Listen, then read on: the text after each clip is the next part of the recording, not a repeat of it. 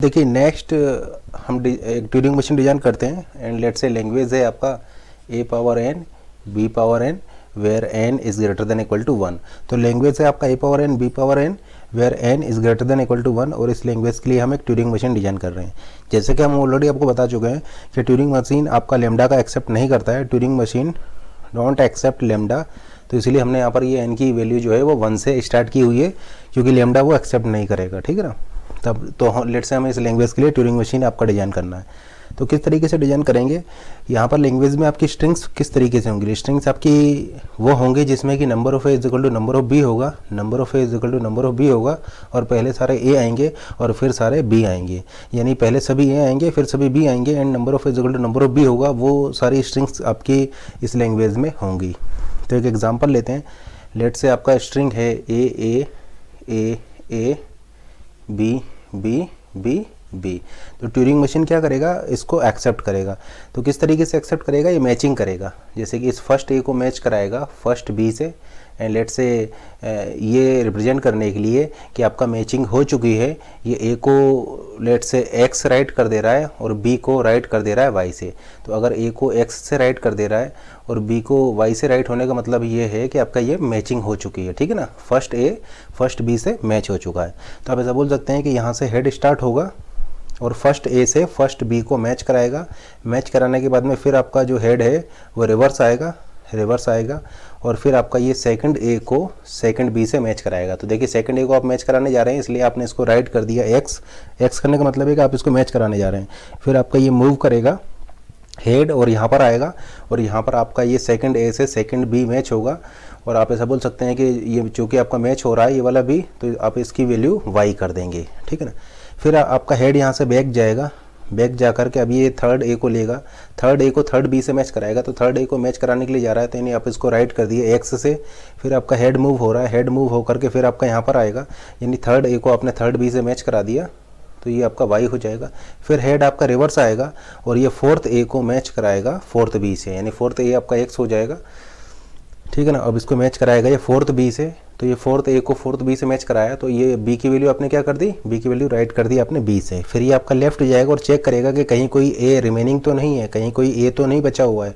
तो देखिए पीछे जाएगा। अब जब इसको एक्स मिल जाता है, पीछे जाने पर आपको केवल एक्स मिल रहा है, इसका मतलब ये है कि आपके सारे ए मैच हो चुके हैं, ठीक है ना। देखिए मैच होने पर आप ए को एक्स कर दे रहे हैं और बी को वाई कर दे रहे हैं। इसका मतलब ये है कि जब आप पीछे जाएंगे, पीछे जाने पर अगर आपको ए नहीं मिल रहा है, सारे एक्स मिल रहे हैं, इसका मतलब ये है कि सभी ए आपके कंप्लीट हो चुके हैं, सभी ए आपके कंप्लीट हो चुके हैं। और फिर आप आगे आएंगे, आगे आने पर आपको सिर्फ और सिर्फ वाई मिलेंगे। वाई मिलने का मतलब ये है कि सभी बी आपके मैच हो चुके हैं। और फिर अगर आपको ब्लैंक मिल जाता है इसका मतलब स्ट्रिंग को आप एक्सेप्ट कर लेंगे, यानी आप फिर पीछे जाएंगे एक भी ए नहीं बचा हुआ है, फिर आगे आएंगे एक भी बी नहीं बचा हुआ है और अगर आपको ब्लैंक स्पेस मिलेगा तो आपका एक्सेप्ट। तो ये केस हम लेंगे ट्यूरिंग मशीन को डिजाइन करने में, इस तरीके से ये डिजाइन करेंगे तो स्ट्रिंग आपका एक्सेप्ट होगा, अदरवाइज आपका वो रिजेक्ट हो जाएगा। इस तरीके से हम यहाँ पर मैचिंग परफॉर्म करेंगे। तो लेट से वही एग्जांपल हम ले लेते हैं। डब्ल्यू एक स्ट्रिंग लेते हैं हम, A B B B B A. Let say head आपका यहाँ पर है, क्यू नोट स्टेट से स्टार्ट कीजिए और क्यू नोट स्टेट पर अगर आपको स्मॉल ए मिलता है, जैसे कि आप देख रहे हैं क्यू नोट स्टेट पर स्मॉल ए मिलेगा, तो स्मॉल ए मिलने पर आप उसको राइट कर देंगे एक्स से, यानी आपने इसको क्या कर दिया, स्मॉल ए को एक्स कर दिया, यानी राइट कर देंगे स्मॉल ए को एक्स से और हेड को मूव कराएंगे राइट हैंड साइड, यानी हेड को आपने राइट हैंड साइड मूव कराया और लेट से आपका जो स्टेट है वो आप चेंज करके Q1 स्टेट पर आ गए हैं। स्टेट को आपने यहाँ पर चेंज कर दिया है। अब लेट से हम यहाँ पर मूव डिफाइन करते जा रहे हैं साथ के साथ। तो delta Q naught input let say A है तो आपका मशीन मूव कर जाएगी। देखिए Q1 स्टेट पर ए को आप राइट कर देंगे एक्स से और हेड मूव हो रहा है आपका राइट डायरेक्शन में, ठीक है ना। तो आप Q1 स्टेट पर आ चुके हैं, मशीन आपका Q1 स्टेट पर आ चुकी है और ये जो हेड है ये हेड आपका इंक्रीमेंट होकर के अब यहाँ पर आ गया, यानी आपका हेड यहाँ पर आ गया। और आप किस स्टेट पर हैं, आप Q1 स्टेट पर है, हेड आपका यहाँ पर है। अब देखिए आपका एम क्या था, आपका एम था फर्स्ट ए को फर्स्ट बी से मैच कराना। इसका मतलब इन सारे ए को आपको बाईपास करना होगा क्योंकि आपका एम है फर्स्ट ए को फर्स्ट बी से मैच कराना। तो फर्स्ट ए को आपने एक्स कर दिया है, यानी इसको आप मैच कराने जा रहे हैं। आप Q1 स्टेट पर आ गए हैं और आपका हेड जो है यहाँ पर आ चुका है, हेड आ चुका है आपका यहाँ पर। अब आपको क्या करना है, आपको ये सारे ए बाईपास करने हैं। तो आप ऐसा बोल सकते हैं, आप ए के लिए यहाँ पर लूप लगा देंगे आप ए के लिए यहाँ पर लूप लगा देंगे। तो ए के लिए आप क्या करेंगे, Q1 स्टेट पर अगर आपको स्मॉल ए मिल रहा है तो स्मॉल ए को स्मॉल ए रहने दीजिए और राइट हैंड साइड में मूव कीजिए। यानी देखिए Q1 स्टेट पर अगर आपको स्मॉल ए मिल रहा है तो आप Q1 स्टेट पर ही रहिए और ए को ए ही रहने दीजिए और हेड को राइट हैंड साइड डायरेक्शन में मूव कीजिए। तो देखिए Q1 move, Q1 move, Q1 state पर ए मिला तो Q1 स्टेट पर ए मिलने पर आपका ए का ही रहेगा और हेड आपका राइट हैंड साइड में मूव करेगा। अब देखिए सिचुएशन आ गई कि Q1 पर आपको बी मिल रहा है। अब सिचुएशन आ गई कि Q1 पर आपको बी मिल रहा है, ठीक है ना। तो आप ये लूप ले रहे हैं, तो लूप लेकर आप बाईपास कर रहे हैं। अब Q1 स्टेट पर आपको क्या मिल जा रहा है, बी मिल जा रहा है। तो Q1 स्टेट पर आपको देखिए फर्स्ट टाइम बी मिला है, आपको क्या करेंगे, आप इसको मैच करेंगे इस ए से, मैच करेंगे इस ए से। तो आप क्या करेंगे, स्टेट चेंज कर देंगे। तो लेट से Q1 स्टेट पर अगर आपको स्मॉल बी मिलता है तो इसको आप वाई से राइट कर देंगे, स्मॉल बी को आपने वाई से राइट कर दिया और अब आप मूव कर जाएंगे लेफ़्ट डायरेक्शन में, क्योंकि देखिए आपका फर्स्ट ए से फर्स्ट बी मैच हो चुका है। अब आप लेफ्ट हैंड साइड में जा करके सेकंड ए से लेफ्ट हैंड साइड में जाएंगे और सेकंड ए को पिक करेंगे। देखिए फर्स्ट ए फर्स्ट बी से मैच हो चुका है, आप लेफ्ट हैंड साइड में जाइए और सेकंड ए को पिक कीजिए। यानी यहाँ से आप क्या करेंगे, लेफ्ट डायरेक्शन में मूव करेंगे। तो आप हेड को लेफ्ट डायरेक्शन में मूव करेंगे।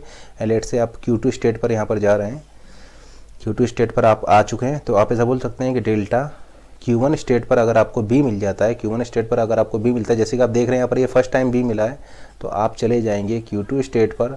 इस बी को आप क्या कर देंगे, इस बी को आप वाई कर देंगे। तो देखिए बी को आपने वाई कर दिया, बी को आपने क्या कर दिया, बी को आपने वाई कर दिया। ये वाला बी की हम बात कर रहे हैं। तो इस बी को आपने वाई कर दिया और हेड को मूव कर रहे हैं आप लेफ्ट डायरेक्शन में, यानी अब आप बैक जा रहे हैं। हेड आपका लेफ्ट डायरेक्शन में मूव होगा।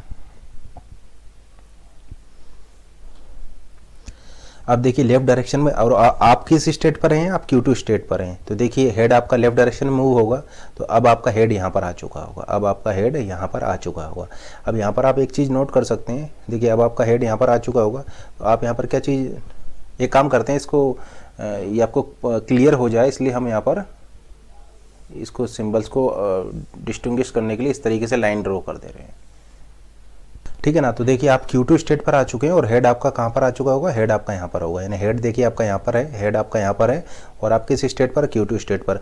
अब आपको क्या करना है, अब आपको पीछे जाना है, यानी आपके सारे ए पास करने हैं, आपको ये सारे ए पास करने हैं। तो आप ऐसा बोल सकते हैं Q2 स्टेट पर अगर आपको स्मॉल ए मिलता है तो स्मॉल ए के स्मॉल ए रखिए और लेफ्ट जाते जाइए, यानी पीछे जाते जाइए।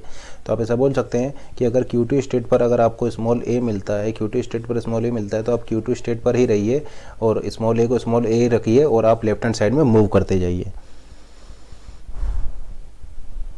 ठीक है ना। तो देखिए Q2 स्टेट पर ए मिला, Q2 पर ही रहे, ए को ए ही रखा, लेफ्ट मूव करके। Q2 पर ए मिला, ए को ए ही रखा, लेफ्ट मूव करके। Q2 पर ए मिला, ए को ए ही रखिए और आपका लेफ्ट मूव कर गया। अब देखिए Q2 पर x मिल गया, यानी आपको Q2 स्टेट पर x मिल जाएगा।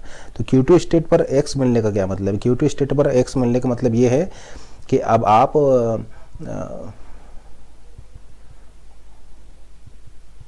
वहाँ पर पहुँच गए हैं जहाँ से आप राइट ले लें तो आपको नेक्स्ट ए मिल जाएगा। देखिए Q2 स्टेट पर ए मिल रहा है, Q2 स्टेट पर ए मिलने का मतलब ये है कि आप यहाँ पर एंड पर आ चुके हैं, आप यहाँ पर एंड पर आ चुके हैं, ठीक है ना। तो अब आपको क्या करना है, अब आपको आगे जाना है और सेकंड ए को पिक करना है। अब आपको आगे जाना है और सेकंड ए को पिक करना है। तो देखिए Q2 स्टेट पर ए आपको मिलेगा, देखिए आप यहाँ पर थे, Q2 पर ए मिला, पीछे गए, Q2 पर ए मिला, पीछे गए। अब Q2 पर आपको क्या मिल जाएगा, Q2 पर मिल जाएगा आपको x, क्योंकि आपने ए को राइट कर दिया x से, ए को आपने राइट कर दिया x से। यानी Q2 पर x मिलने का क्या मतलब है, Q2 पर x मिलने का मतलब अब ये हो जाएगा कि अब आपको आगे आना है और सेकंड ए को पिक करना है, आगे आना है और सेकंड ए को पिक करना है। तो Q2 पर x मिला है तो आप ऐसा बोल सकते हैं Q2 पर x मिलने पर आप Q0 पर चले जाएंगे। यानी देखिए Q2 पर आपको क्या मिला था, Q2 पर देखिए आपको x मिला, देखिए Q2 पर आपको x मिला,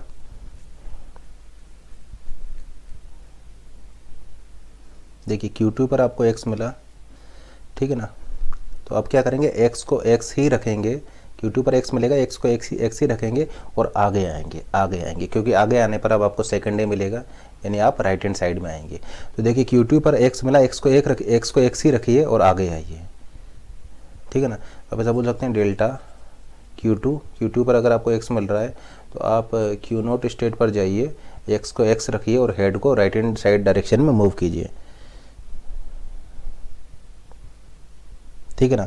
तो देखिए अब आपका जो स्टेट है क्यू नोट हो जाएगा, यानी क्यू नोट स्टेट पर आप आ चुके हैं, क्यू नोट स्टेट पर आप आ चुके हैं और आपका हेड राइट मूव हो जाएगा। देखिए हेड आपका राइट मूव हो चुका है, हेड आपका क्योंकि Q2 स्टेट पर आपको x मिला था तो Q2 x पर आपने x को x रखा, हेड को राइट मूव किया, स्टेट चेंज हो गई आपका Q नोट से, यानी Q नोट स्टेट पर आप हैं और आपको A मिलेगा। तो देखिए Q नोट स्टेट पर A मिलने पर आपका क्या हो रहा था, Q नोट स्टेट पर A मिलने पर आप इस A को x कर दे रहे थे। तो देखिए Q नोट स्टेट पर A मिलने पर आपने इसको x कर दिया, यानी सेकंड ए को अब हम मैच करा रहे हैं सेकंड बी से। तो देखिए सेकंड ए को हम मैच कराने जा रहे हैं सेकंड बी से, तो आपने इसको एक्स कर दिया, देन आप क्या कर रहे हैं, आपको जितने भी ए मिलेंगे देन इसको एक्स कर दिया और आप Q1 स्टेट पर आ चुके हैं। अब आप Q1 स्टेट पर आ चुके हैं, फिर आप क्या कर रहे हैं, आपको सभी जितने भी ए हैं उन सभी ए को आप पास कर रहे हैं। तो देखिए आपके ये दो हैं, ये दोनों ए को आप पास कर दिए, ठीक है ना। अब देखिए Q1 स्टेट पर ए मिला, Q1 पर ए मिलने पर फिर आपका लूप है, यानी आप राइट मूव कर जाएंगे, ए को ए रखेंगे, हेड आपका राइट मूव कर जाएगा। अब आप यहाँ पर आ गए।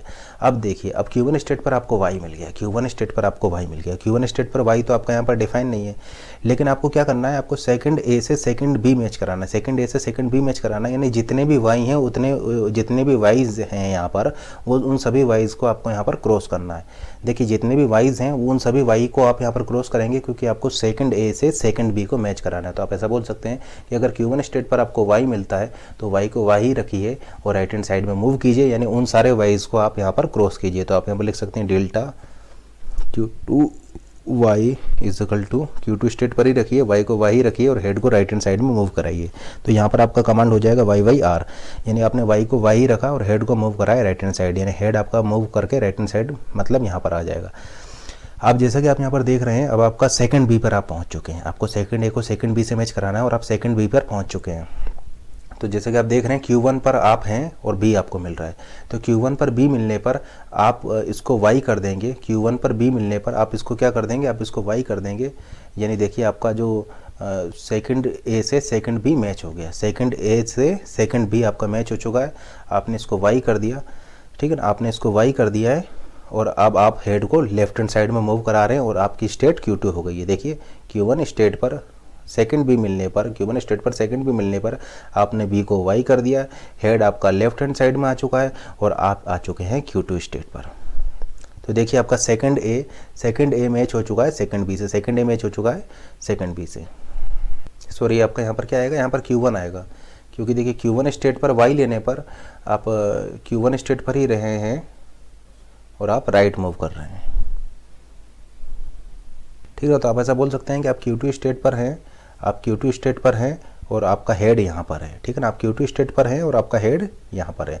अब देखिए Q2 स्टेट पर आपको y मिलता है, अगर आपको Q2 स्टेट पर y मिलता है तो आपको क्या करना है, इन सारे y's को पास करना है, इन सारे y's को आप पास करेंगे क्योंकि आपको थर्ड ए के लिए चेक करना है, इन सारे y's को आप पास करेंगे क्योंकि आपको थर्ड ए के लिए करना है। तो आप यहाँ पर कमांड लिखेंगे कि अगर Q2 स्टेट पर आपको y मिलता है, Q2 स्टेट पर y मिलता है तो y को y रखिए और लेफ्ट हैंड साइड डायरेक्शन में हेड को मूव कराइए, यानी डेल्टा अगर Q2 स्टेट पर अगर आपको y मिलता है तो आप Q2 स्टेट पर ही रहिए, y को y ही रखिए लेकिन हेड को लेफ्ट हैंड साइड में मूव कराइए ताकि सारे y's को आप क्रॉस करके वो थर्ड ए को पिक कर पाएँ। तो आप यहाँ पर कमांड लिख सकते हैं YYL, ठीक है ना। तो आप क्या कर रहे हैं, देखिए Q2 स्टेट पर आपको y मिला, y को y ही रखिए, हेड को मूव करा दीजिए, हेड आपका हो गया लेफ्ट। अब देखिए Q2 स्टेट पर आपको मिला स्मॉल ए, तो Q2 स्टेट पर स्मॉल ए मिलने पर आपको क्या करना है, वो सारे ए को भी क्रॉस करना है, यानी स्मॉल ए क्रॉस किया, स्मॉल ए क्रॉस किया।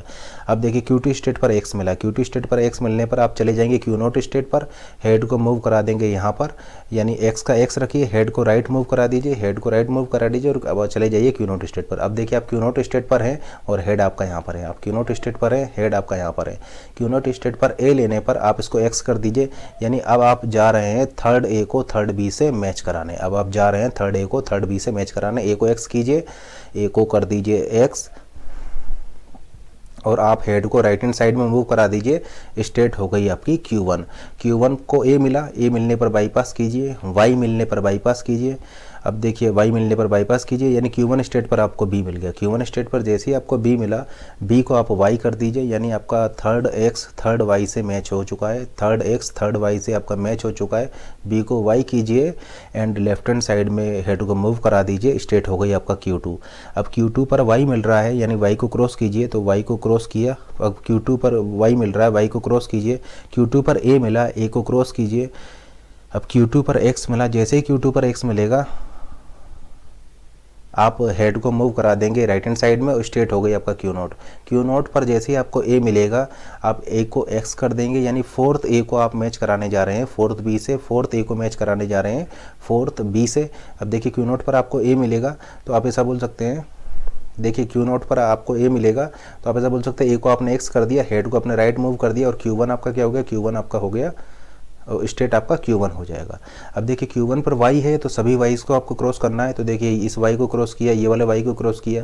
अब Q1 पर y है, इसको इस y को भी हमने क्रॉस किया। अब देखिए Q1 पर क्या है, Q1 पर आपका b है, Q1 स्टेट पर आपको b मिल रहा है, तो आप क्या कीजिए, b को y कर दीजिए, यानी देखिए फोर्थ x फोर्थ y से मैच हो गया, फोर्थ x फोर्थ y से मैच हो गया।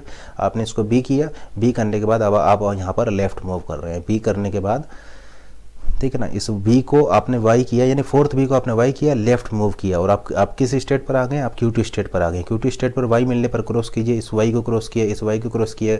Q2 स्टेट पर y मिलने पर आप क्या कर रहे हैं, इसको क्रॉस करते जा रहे हैं, क्रॉस करते जा रहे हैं।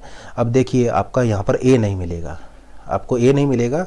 जैसे ही आप यहाँ पर आएंगे, जैसे इसको क्रॉस करेंगे, फिर Q2 स्टेट पर x मिल जाएगा। यानी अब देखिए यहाँ पर आपको क्या मिलेगा, Q2 स्टेट पर x मिल जाएगा, यानी Q2 स्टेट पर आपको क्या मिल गया, x मिल गया। यानी जितने भी y थे वो आपने सारे कवर किए, a आपका एक भी नहीं बचा हो क्योंकि सारे मैच हो चुके हैं। अब देखिए यहाँ पर Q2 स्टेट पर आपको x मिलेगा, जैसे ही Q2 स्टेट पर आपको x मिलेगा, आप चले जाएंगे, x को x रखिए, हेड को मूव करके आप चले जाएंगे यहाँ पर। देखिए x को x रखिए, हेड को राइट हैंड साइड में मूव कीजिए, और स्टेट हो गई आपका Q0। अब Q0 स्टेट पर आपको y मिल गया। अब Q0 स्टेट पर y मिलने का क्या मतलब है, Q0 स्टेट पर y मिलने का मतलब है कि आपके सारे x चेक हो चुके हैं। Q0 स्टेट पर y मिलने का मतलब है कि आपके सारे x, आपके सारे a चेक हो चुके हैं, सारे ए आपके मैच हो चुके हैं, ठीक है ना। देखिए आप Q2 स्टेट पर थे, Q2 स्टेट पर थे, और Q2 स्टेट पर आपको x मिला। जैसे ही आपको x मिलेगा, आप x को x रखेंगे और मूव कर जाएंगे राइट हैंड साइड में। यानी आपने क्या किया, सभी y को कवर, सभी y को क्रॉस किया, सभी a को क्रॉस किया। क्रॉस करने के बाद आप Q2 स्टेट पर ही हैं, क्योंकि Q2 स्टेट पर आप a को क्रॉस कर रहे हैं, y को क्रॉस कर रहे हैं, और लेफ्ट डायरेक्शन में बढ़ते जा रहे हैं। तो y क्रॉस करते जा रहे हैं, a को भी क्रॉस करते जा रहे हैं, लेफ्ट डायरेक्शन में बढ़ते जा रहे हैं, और Q2 स्टेट पर ही हैं। तो यहाँ पर देखिए Q2 स्टेट पर जैसे ही आपको x मिलेगा, x को आप x रखेंगे, राइट हैंड साइड में आपने हेड को मूव किया, स्टेट हो गई आपकी Q0। अब Q0 स्टेट पर आपको y मिलेगा। अब Q0 स्टेट पर y आपको कब मिलेगा, Q0 स्टेट पर y तभी मिलेगा जब आपके सारे a मैच हो चुके होंगे। देखिए Q0 स्टेट पर y आपको सिर्फ और सिर्फ तभी मिलेगा जब आपके सारे a मैच हो चुके होंगे। तो देखिए यहाँ पर आपको Q0 स्टेट पर y मिल जा रहा है, इसका मतलब आप ऐसा बोल सकते हैं कि आपके सभी a मैच हो चुके हैं। अब आप ये चेक कीजिए कि कहीं कोई b तो बचा नहीं रह गया है, क्या सभी b भी मैच हो चुके हैं, बस आपको ये चेक करना है। पर ये b, देखिए Q0 स्टेट पर आपको y मिल गया, Q0 स्टेट पर क्या मिल जाएगा, y मिल जाएगा। तो Q0 स्टेट पर y मिलने का मतलब क्या है, देखिए आप Q2 स्टेट पर थे, Q2 स्टेट पर आपको x मिला, x को आपने x रखा और हेड को मूव कर दिया राइट, और आपकी स्टेट हो गई Q0। यानी अब Q0 स्टेट पर आपको y मिल रहा है। तो Q0 स्टेट पर y मिलने का मतलब ये है कि आपके सभी a मैच हो चुके हैं। Q0 स्टेट पर आपका y मिल रहा है, Q0 स्टेट पर y मिलने का मतलब ये है कि आपके सभी a मैच हो चुके हैं। अब आप चेक करेंगे क्या सभी b भी आपके मैच हो चुके हैं, ठीक है ना। देखिए Q0 स्टेट पर अगर आपको y मिल रहा है, इसका मतलब सभी a आपके मैच हो चुके हैं। तो आप चेक करेंगे क्या आपके सभी b भी मैच हो चुके हैं। तो देखिए अगर Q0 स्टेट पर आपको y मिल रहा है, तो y को y रखिए और अब राइट हैंड साइड में मूव कीजिए, क्योंकि अब हम चेक करने जा रहे हैं कि क्या सभी b भी मैच हो चुके हैं। Q0 स्टेट पर y मिलने का क्या मतलब, Q0 स्टेट पर y मिलने का मतलब ये है कि आपके सभी a मैच हो चुके हैं। तो अब आप चेक करेंगे कि क्या सभी b भी आपके मैच हो चुके हैं। तो आप क्या कीजिए, y को y रखिए, y को y रखिए और हेड को मूव कर दीजिए राइट डायरेक्शन में, एंड लेट से आप चले गए यहाँ पर Q3 स्टेट में, आप Q3 स्टेट में चले गए, ठीक है ना। तो आपने क्या किया, यहाँ पर आपको वाई मिला था, क्यू नॉट स्टेट पर आपको वाई मिला था, क्यू नॉट स्टेट पर आपको वाई मिला था। इसका मतलब है कि आपके सारे ए मैच हो चुके हैं। तो आपने क्या किया, वाई को वाई रखा, हेड को राइट डायरेक्शन में मूव किया और Q3 स्टेट पर आप चले गए। अब देखिए Q3 स्टेट पर वाई मिल रहे हैं, तो वाई को सभी वाई को आप क्रॉस करते जाइए, क्योंकि सभी ए हमारे मैच हो चुके हैं। अब हम चेक करने जा रहे हैं क्या हमारे सभी बी भी मैच हो चुके हैं। तो आप क्या कीजिए, अगर Q3 स्टेट पर आपको वाई मिल रहा है तो आप इन वाइज को क्रॉस करते जाइए। यानी आप क्या कीजिए, वाई मिल रहा है तो वाई को वाई रखिए और राइट हैंड साइड डायरेक्शन में बढ़ते जाइए। यानी आप ऐसा बोल सकते हैं कि डेल्टा क्यू नोट पर अगर आपको y मिलता है तो क्यू नोट पर y मिलने का मतलब ये है कि आपके सभी a मैच हो चुके हैं। अब आपको सभी b मैच हुए हैं या नहीं हुए हैं इसको चेक करना है। तो क्यू नोट स्टेट पर y मिलने का मतलब ये है कि सभी a आपके मैच हो चुके हैं। अब आगे बढ़िए, राइट हैंड साइड में आगे बढ़िए और सभी b आपके मैच हुए हैं या नहीं हुए हैं इस चीज़ को चेक कीजिए।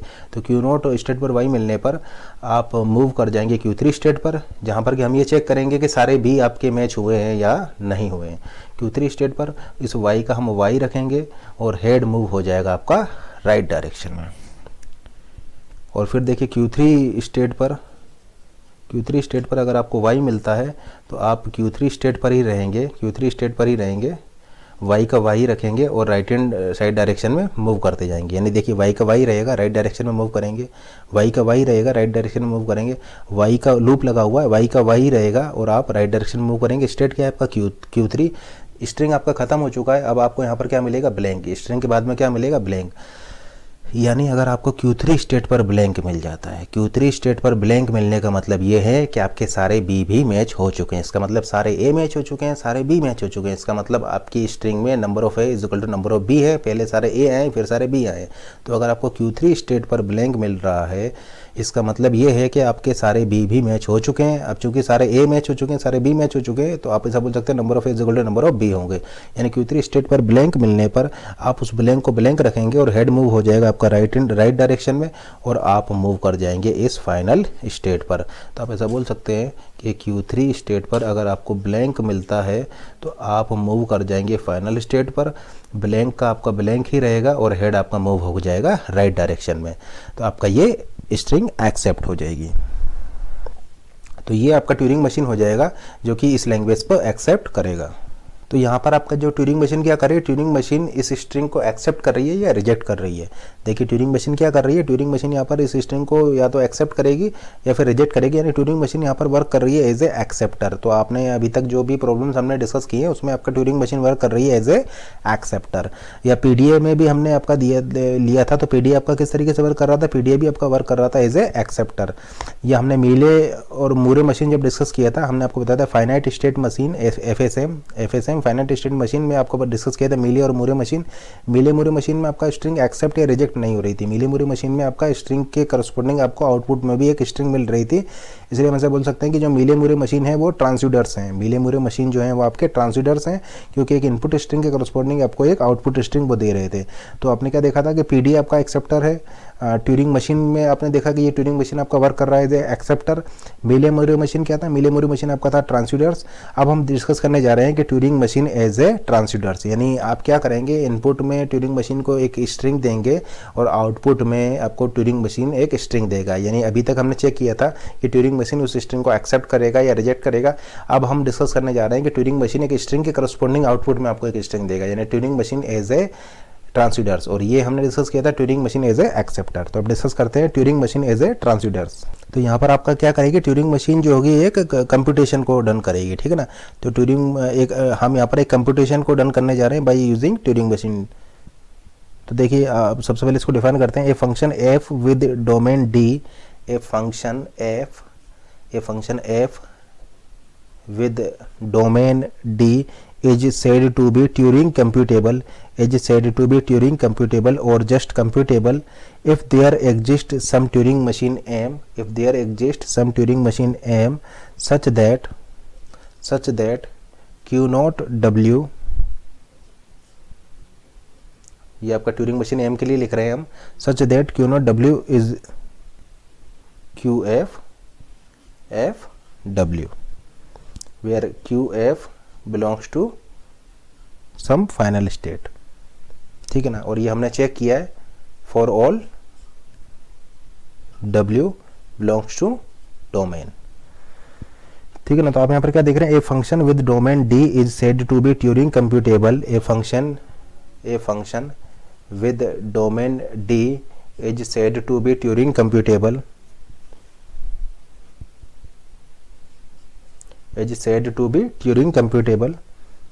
or just computable if there exists some Turing machine M such that कि आपने such that this, यहाँ पर इसका क्या मतलब, इसका मतलब ये है कि आपने क्यूनोट ट्यूरिंग मशीन की स्टार्टिंग मशीन है, क्यूनोट ट्यूरिंग मशीन की स्टार्टिंग स्टेट है। उस ट्यूरिंग मशीन को आपने W एज ए इनपुट में दिया है, यानी इनपुट में आपने क्या दिया है, ट्यूरिंग मशीन को इनपुट में आपने दिया है स्ट्रिंग W, इनपुट में आपने W दिया है। और लेट से उस W को प्रोसेस करने के बाद, उस W को ये ट्यूरिंग मशीन प्रोसेस करने के बाद, या लेट से ये ट्यूरिंग मशीन इस W को प्रोसेस करेगी, ठीक है ना। तो इस प्रोसेसिंग के टाइम पर ही या प्रोसेसिंग करने के बाद कभी भी मशीन आपका होल्ड हो सकती है। लेट से मशीन आपका होल्ड हो गई इस फाइनल स्टेट QF पर, तो जिस समय पर ये आपका मशीन होल्ड हो गई है उसके बाद वाले इनपुट को, उसके बाद वाले सभी कंटेंट को, उसके बाद वाले सभी टेप के कंटेंट को हम यहाँ पर एज ए आउटपुट ले रहे हैं। तो आउटपुट आपका हो जाएगा, देखिए FW, आउटपुट आपका हो जाएगा यहाँ पर FW। यानी आपका फंक्शन हमने डिफाइन किया है from domain D to FD, यानी आपकी जो W होगी, W क्या है, W बिलोंग्स टू D, यानी इस डोमेन में से आपने एक स्ट्रिंग लिया है, तो आउटपुट में आपको FW मिलेगा, क्योंकि ये ट्यूरिंग क्या कर रही है, इस FW को कंप्यूट कर रही है। तो आप ऐसा बोल सकते हैं कि ये फंक्शन F जो है ये ट्यूरिंग कंप्यूटेबल है, या आपका ये फंक्शन F जो है वो कंप्यूटेबल है, ठीक है ना। क्योंकि आपने एक ट्यूरिंग मशीन लिया, ट्यूरिंग मशीन को W आपने एज ए इनपुट में दिया, उसके बाद ट्यूरिंग मशीन आपका एक फाइनल स्टेट पर होल्ड कर गई। अब देखिए ऐसा हो सकता है कि इस स्ट्रिंग को पूरा प्रोसेस करने के बाद मशीन होल्ड करे, या ऐसा हो सकता है कि इस स्ट्रिंग को प्रोसेस करने के बीच में ही, इस स्ट्रिंग को प्रोसेस कर रही है और बीच में ही कहीं आपका वो होल्ड कर जाए। तो लेट से ट्यूरिंग मशीन अगर होल्ड कर गई है फाइनल स्टेट पर, तो उसके बाद वाला जो कंटेंट है, देखिए उसके बाद वाला कंटेंट हमने लिया, लेट से उसके बाद वाला जो कंटेंट है उसको हम आउटपुट या FW यहाँ पर मान रहे हैं, ठीक है ना। तो ये आपका क्या हो जाएगा, ये उस ट्यूरिंग मशीन का कंप्यूटेशन हो जाएगा, जो इस इनपुट W के लिए ट्यूरिंग मशीन ने जो कंप्यूट किया है उसको हम यहाँ पर FW बोल रहे हैं। तो FW क्या है, आपका आउटपुट है, यानी इनपुट W के करस्पॉन्डिंग आपका ट्यूरिंग मशीन ये FW एज ए आउटपुट दे रही है, जो कि क्या होगा, जो कि आपका उस टेप का कंटेंट होगा। यानी जब ट्यूरिंग मशीन आपका फाइनल स्टेट पर होल्ड कर जाएगी, होल्ड करने के बाद जो आपका टेप का कंटेंट है, जिस जहाँ पर की ट्यूरिंग मशीन ने राइट किया होगा, वो आपका हम एज ए आउटपुट यहाँ पर ले रहे हैं। तो आप ऐसा बोल सकते हैं ये जो फंक्शन है, ये फंक्शन किस टाइप का हो जाएगा, ये हो जाएगा आपका ट्यूरिंग कंप्यूटेबल। तो आप यहाँ पर ऐसा बोल सकते हैं कि all mathematical functions are Turing computable, ठीक है ना। All common mathematical functions are Turing computable, जैसे कि अर्थमेटिक ऑपरेशन हो गया, या एडिशन का ऑपरेशन हो गया, या कंपैरिजन हो गया, ठीक है ना। ये सारे ऑपरेशंस आपके क्या है, ट्यूरिंग कंप्यूटेबल है, ट्यूरिंग मशीन की हेल्प से आप इसको कंप्यूट कर सकते हैं, ठीक है ना। तो आपने इनपुट में दिया W, इनपुट में दिया आपने यहाँ पर W, और आउटपुट में मिलेगा आपको FW। तो ट्यूरिंग मशीन क्या कर रहा है, इस इनपुट W के लिए FW को कंप्यूट कर रहा है। तो इसलिए हमने बोला है कि ये आपका क्या है, ट्यूरिंग कंप्यूटेबल है। ये फंक्शन F जो है आपका ट्यूरिंग कंप्यूटेबल है। तो every function is Turing computable. अब देखिए यहाँ पर एक चीज़ और नोट कीजिए कि लेट से आपने स्ट्रिंग W यहाँ पर इसको दिया था, तो हेड आपका कहाँ पर होगा, हेड आपका देखिए यहाँ पर होगा।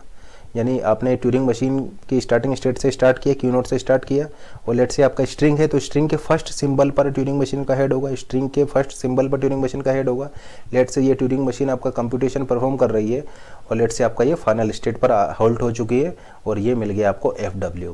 FW क्या है, आपका आउटपुट है, जो इस ट्यूरिंग मशीन ने कंप्यूट किया वो है, लेकिन आपका हेड कहाँ पर होना चाहिए, आप ऐसा बोल सकते हैं जो आपका हेड होना चाहिए वो इस आउटपुट के फर्स्ट सिंबल पर होना चाहिए। तो आप ऐसा बोल सकते हैं कि ये जो हेड जो है ये आपका आउटपुट के, जैसे आपने देखा था इनपुट के फर्स्ट सिंबल से हमने स्टार्ट किया था, उसी तरीके से ये हेड जो है ये आपका जो आउटपुट है उसके फर्स्ट सिंबल पर होना चाहिए, क्योंकि तभी तो आप बता पाएंगे कि इस ट्यूरिंग मशीन का आउटपुट क्या है। क्योंकि जैसे लेट से आपका FW है, तो FW के फर्स्ट सिंबल पर ये आपका हेड होगा। तो आप यहाँ पर ऐसा बोल सकते हैं कि उस सिंबल के बाद वाला जो आउटपुट है, उस सिंबल के राइट हैंड साइड में जाने पर जो भी आपका कंटेंट है वो इस ट्यूरिंग मशीन का कंप्यूटेशन होगा या इस ट्यूरिंग मशीन का आउटपुट होगा। तो आप यहाँ पर क्या देख रहे हैं कि जो आपका हेड होना चाहिए वो हेड आपका head must be on the first symbol, ठीक है ना, first symbol of FW to recognise the starting of computed value, to recognise the starting point of the computed value, और या फिर आप बोल सकते हैं to recognise the starting point of this content FW। जिस फंक्शन को इसने कंप्यूट किया उसकी स्टार्टिंग को रिप्रेजेंट करने के लिए आपको हेड को इसके फर्स्ट सिंबल पर लाना होगा। अब एक एग्जांपल लेते हैं, उससे आपको ये सारी चीज़ें क्लियर हो जाएंगी। लेट से आपका एक अर्थमेटिक फंक्शन हम ले रहे हैं F A comma B, F A comma B, और ये फंक्शन क्या कर रहा है, ये फंक्शन इनका ऐड कर रहा है, ए प्लस बी आपका कर रहा है ये, ठीक है ना। तो आपको क्या करना है, इसके लिए ट्यूरिंग मशीन डिजाइन करना है, जो कि ट्यूरिंग मशीन आपका इस एडिशन को परफॉर्म करे, ठीक है ना, इस एडिशन को परफॉर्म करे। यानी आपका कंप्यूटेशन का कंप्यूटेशन है यहाँ पर ये एडिशन परफॉर्म करना, ठीक है ना। तो ट्यूरिंग मशीन को हम यहाँ पर एज ए ट्रांसड्यूसर्स डिस्कस कर रहे हैं। इसका मतलब ये ट्यूरिंग मशीन आपका एक कंप्यूटेशन करेगी और आउटपुट में आपको एक स्ट्रिंग देगी, जो कि इसका रिजल्ट होगा, ए प्लस बी आपको आउटपुट में देगी। इनपुट में लेगी ए कोमा बी, आउटपुट में देगी ए प्लस बी। तो लेट से आपका जो अल्फ़ाबेट है, इनपुट अल्फ़ाबेट है, वो है आपका 1। तो लेट से 1 आपका इनपुट अल्फ़ाबेट है, और जो आपका टेप अल्फ़ाबेट है वो टेप अल्फ़ाबेट है 1 और ये ब्लैंक। तो 1 और ब्लैंक आपके टेप अल्फ़ाबेट है। अब लेट से आपको कंप्यूट करना है 3 4 को, तो ये आपका क्या हो जाएगा, ये आपका हो जाएगा 3 + 4 = 7, यानी आपको ये 7 दे देगा। यानी आपको क्या करना है, इनपुट में ट्यूरिंग मशीन को आप देंगे 3, 4, यानी 2 पैरामीटर आप यहाँ पर दे रहे हैं, ए और बी। तो आप क्या बोल सकते हैं यहाँ पर, ये बोल सकते हैं, या लेट से हम यहाँ पर एक और सिंबल ले लेते हैं। लेट से हमने सिंबल लिया हुआ है, ठीक है ना। तो टेप अल्फ़ाबेट में लेट से हमने यहाँ पर 0 भी लिया हुआ है, एंड लेट से हम यहाँ पर भी 0 ले रहे हैं। तो देखिए हम यहाँ पर नोटेशन क्या यूज़ कर रहे हैं, नोटेशन ये यूज़ कर रहे हैं कि 3 का मतलब है 3 1, 2 का मतलब है 2 1, 4 का मतलब है 4 1, यानी जितना नंबर होगा उतने ही 1 होंगे, ठीक है ना। तो 1 का मतलब है 1 1, 2 का मतलब है 2 1, 5 का मतलब है 5 1। और आपको यहाँ पर क्या करना है, ये एडिशन परफॉर्म करना है। तो आप ऐसा बोल सकते हैं जितने 1 होंगे उतना वो नंबर होगा। जैसे 2 1 का मतलब है 2, 3 1 का मतलब है 3। एंड लेट से ये कोमा के लिए हमने 0 लिया है, तो 0 का मतलब है कोमा। तो इनपुट आपका किस तरीके से आप लिख सकते हैं, देखिए इनपुट है आपका 3, 4, यानी 3 है, तो 3 के लिए क्या होंगे, 3 के लिए आपका 3 1 होगा, 3 के लिए 3 1 होगा, कोमा के लिए हमने क्या यूज़ किया, 0। तो 3 के लिए आपके 3 1 होगा, कोमा के लिए आपका होगा 0 का मतलब है कोमा, और 4 के लिए आपके 4 1 होंगे। तो ये ले 4 1 है, तो ये आपका हो जाएगा 3, 4 आपका ये इनपुट हो जाएगा। उसके बाद हमने क्या बताया था कि टेप में आपका इनपुट होगा और आपके इनफाइनाइट्स ब्लैंक्स होंगे। तो लेट से आपका ये इनपुट के बाद यहाँ पर इनफाइनाइट ब्लैंक्स हैं, लेफ्ट हैंड साइड में भी आपके इनफाइनाइट ब्लैंक्स होंगे, ठीक है ना। तो ये आपका इनपुट हो जाएगा और ये ब्लैंक्स से सराउंडेड होगा। ये हो गया 3, 4। इस इनपुट को आप दे रहे हैं ट्यूरिंग मशीन को इस इनपुट को आप यहाँ पर ट्यूरिंग मशीन को देंगे, तो ये आपका इनपुट हो जाएगा। आउटपुट में आपको क्या चाहिए, आउटपुट में आपको चाहिए 7। तो 7 आपको कैसे मिलेगा, 7 आपका आप ऐसा बोल सकते हैं, 7 के केस में आपका 7 1 होंगे, यानी 1 2 3 4 5 6 7, 1 2 3 4 5 6 7, 7 1 होंगे। एंड देन उसके बाद में आपके ब्लैंक्स होंगे, इन्फाइनाइट ब्लैंक्स होंगे, और इस साइड भी आपके इन्फाइनाइट ब्लैंक्स होंगे। तो आउटपुट में आपको ये मिलना चाहिए, यानी 3, 4 = 7, यानी इसने एडिशन इसको परफॉर्म कर दिया। 7 1 का मतलब है 7, तो आपको आउटपुट में ये मिलना चाहिए। तो आप ऐसा बोल सकते हैं ये ट्यूरिंग मशीन इसको कैलकुलेट कर सकती है।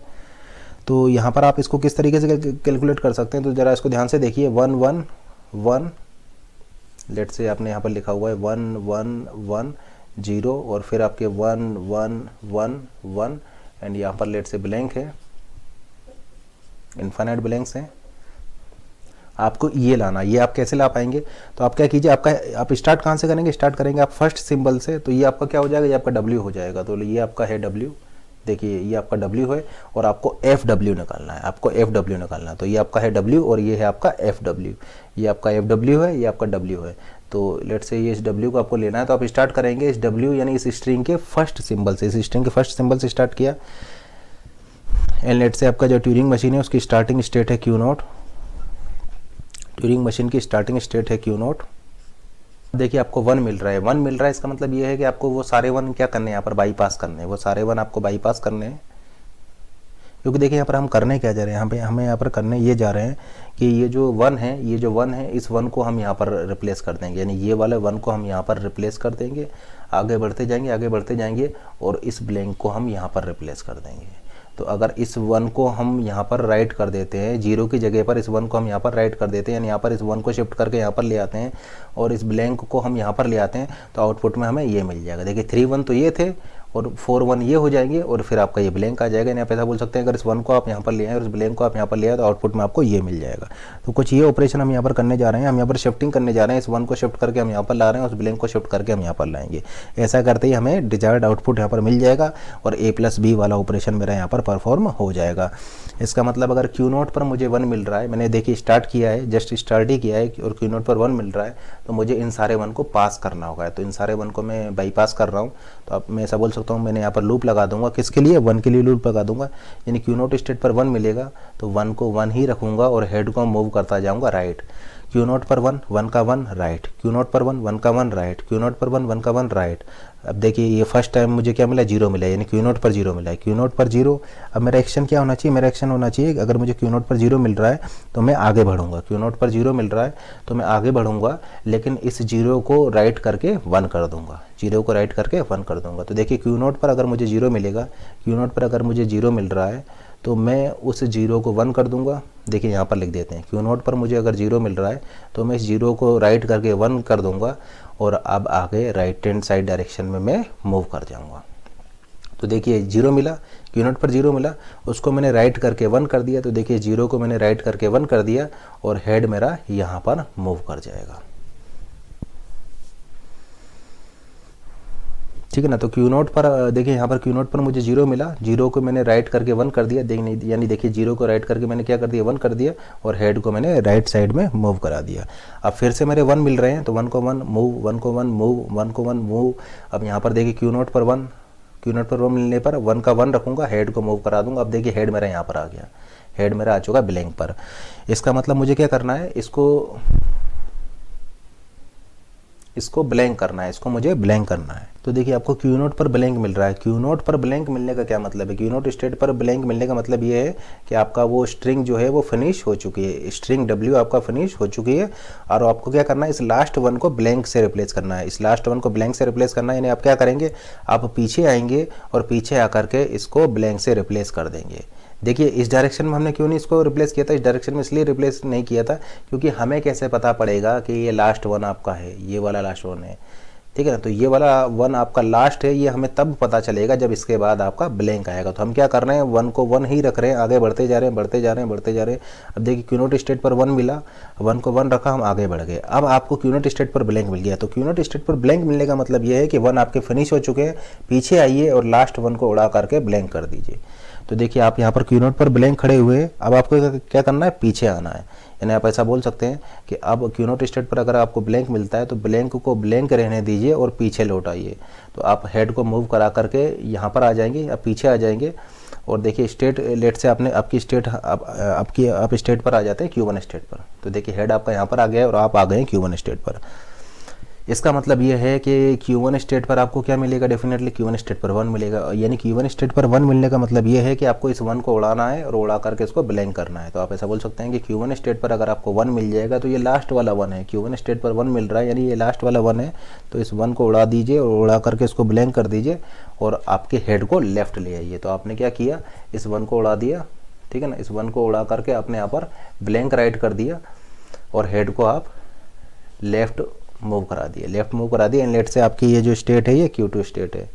अब आप क्या कीजिए, अब आप पीछे आते जाइए, हेड आपका यहाँ पर है, आप Q2 स्टेट पर है, Q2 स्टेट पर है और आप यहाँ पर हैं। अब आप पीछे आते जाइए क्योंकि पीछे आपको सारे 1 मिलेंगे, पीछे आपको सारे 1 ही यहाँ पर मिलेंगे, ठीक है ना। क्योंकि देखिए ये 1 को आप पहले ही राइट कर चुके थे तो 0 से आपका यहाँ पर 1 हो ही चुका है, ये 1 भी आपने उड़ा दिया है। यानी आप ऐसा बोल सकते हैं कि यहाँ पर भी ब्लैंक हो चुका है, यहाँ पर भी ब्लैंक हो चुका है। आप खड़े हुए हैं Q2 स्टेट पर और हेड है आपका 1 पर। तो Q2 पर 1 मिल रहा है, इसका मतलब पीछे आते जाइए। तो आप ऐसा बोल सकते हैं Q2 पर 1 मिलने पर 1 का 1 ही रखिए और पीछे आते जाइए।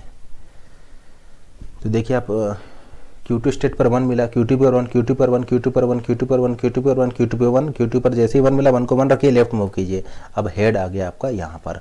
Q2 स्टेट पर ब्लैंक मिलने का क्या मतलब है, Q2 स्टेट पर ब्लैंक मिलने का ये मतलब है कि आप जो है वो लेफ्ट वाली बाउंड्री पर आ गए हैं, आप लेफ्ट वाली बाउंड्री पर आ गए हैं। तो Q2 स्टेट पर 1 मिलने का मतलब ये है कि आप लेफ्ट वाली बाउंड्री पर आ गए हैं। इसका मतलब आप आगे जाइए, आगे जाने पर आपका आउटपुट वहाँ से स्टार्ट हो रहा होगा, ठीक है ना।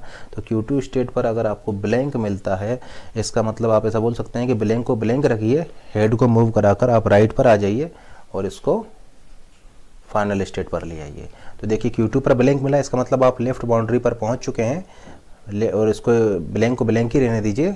आप सिंपली अपने हेड को मूव करा करके 1 पर ले आइए। अब QF पर आपको 1 मिलेगा, QF, और आप चले जाएंगे फाइनल स्टेट QF पर 1 मिलेगा। डेड कॉन्फ़िगरेशन है, QF पर 1 मिलेगा, मशीन डेड हो गई, मशीन होल्ड हो गई, मशीन होल्ड हो गई ऑन दिस फाइनल स्टेट। तो मशीन होल्ड हो जा रही है आपका फाइनल स्टेट पर, इसका मतलब ये एक्सेप्टेड।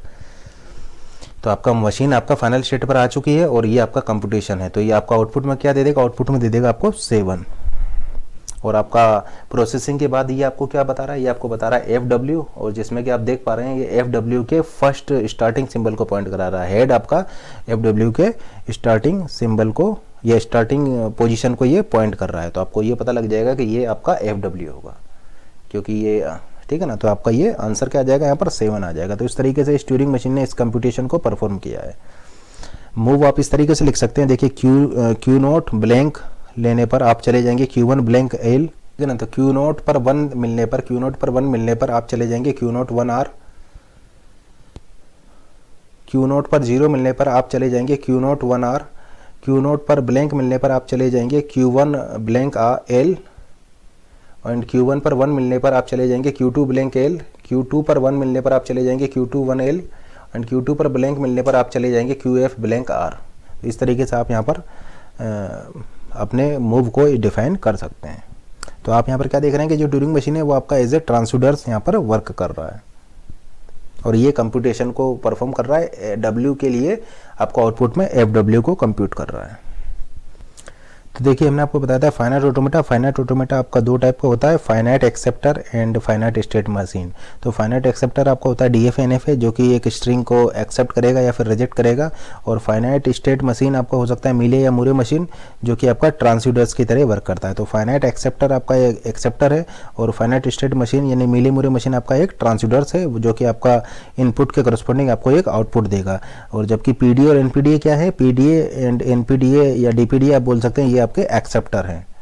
और ट्यूरिंग मशीन क्या है, ट्यूरिंग मशीन आपका दोनों है, एक्सेप्टर की तरीके से भी वर्क कर सकता है ये, और ये ट्रांसड्यूसर की तरीके से भी वर्क कर सकता है। जैसे कि हमने अभी डिस्कस किया था, आपका जो ट्यूरिंग मशीन जो है वो ट्रांसड्यूसर की तरीके से भी वर्क कर सकता है और एक्सेप्टर की तरीके से भी वर्क कर सकता है।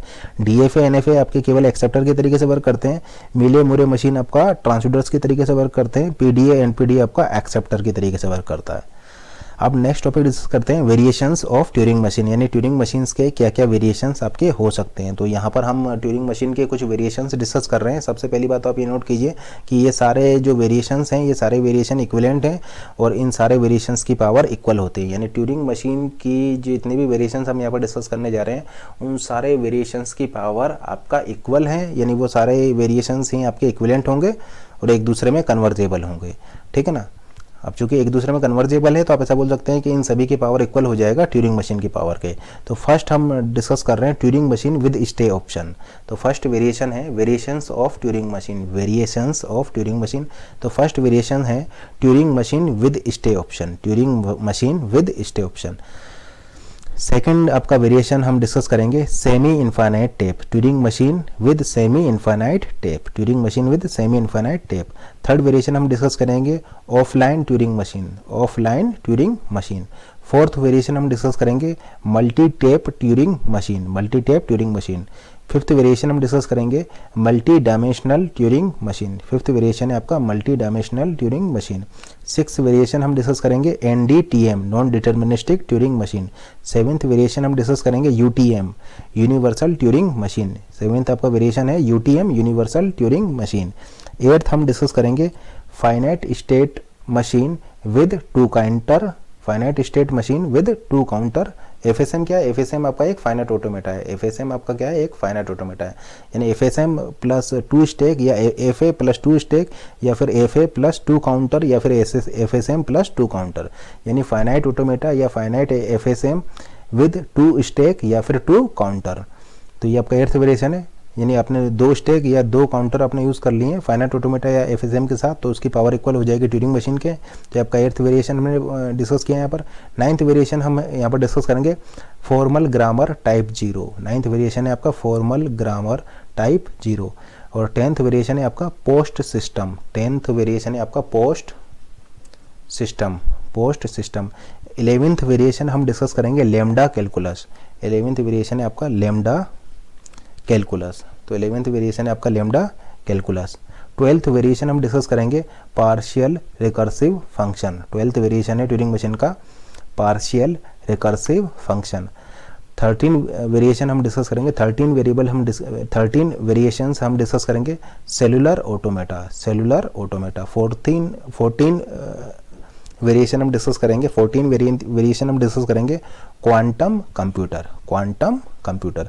तो आप यहाँ पर क्या देख रहे हैं कि जितने भी वेरिएशंस हमने लिखे हैं ट्यूरिंग मशीन्स के हमने जितने भी वेरिएशंस आपको बताए हैं वो सारे वेरिएशंस इक्विवेलेंट हैं और उन सारे वेरिएशंस की पावर इक्वल है ट्यूरिंग मशीन के, ठीक है ना। तो इन सभी वेरिएशंस की, इन ट्यूरिंग मशीन की इन सभी वेरिएशंस की पावर इक्वल है ट्यूरिंग मशीन के, ठीक है ना।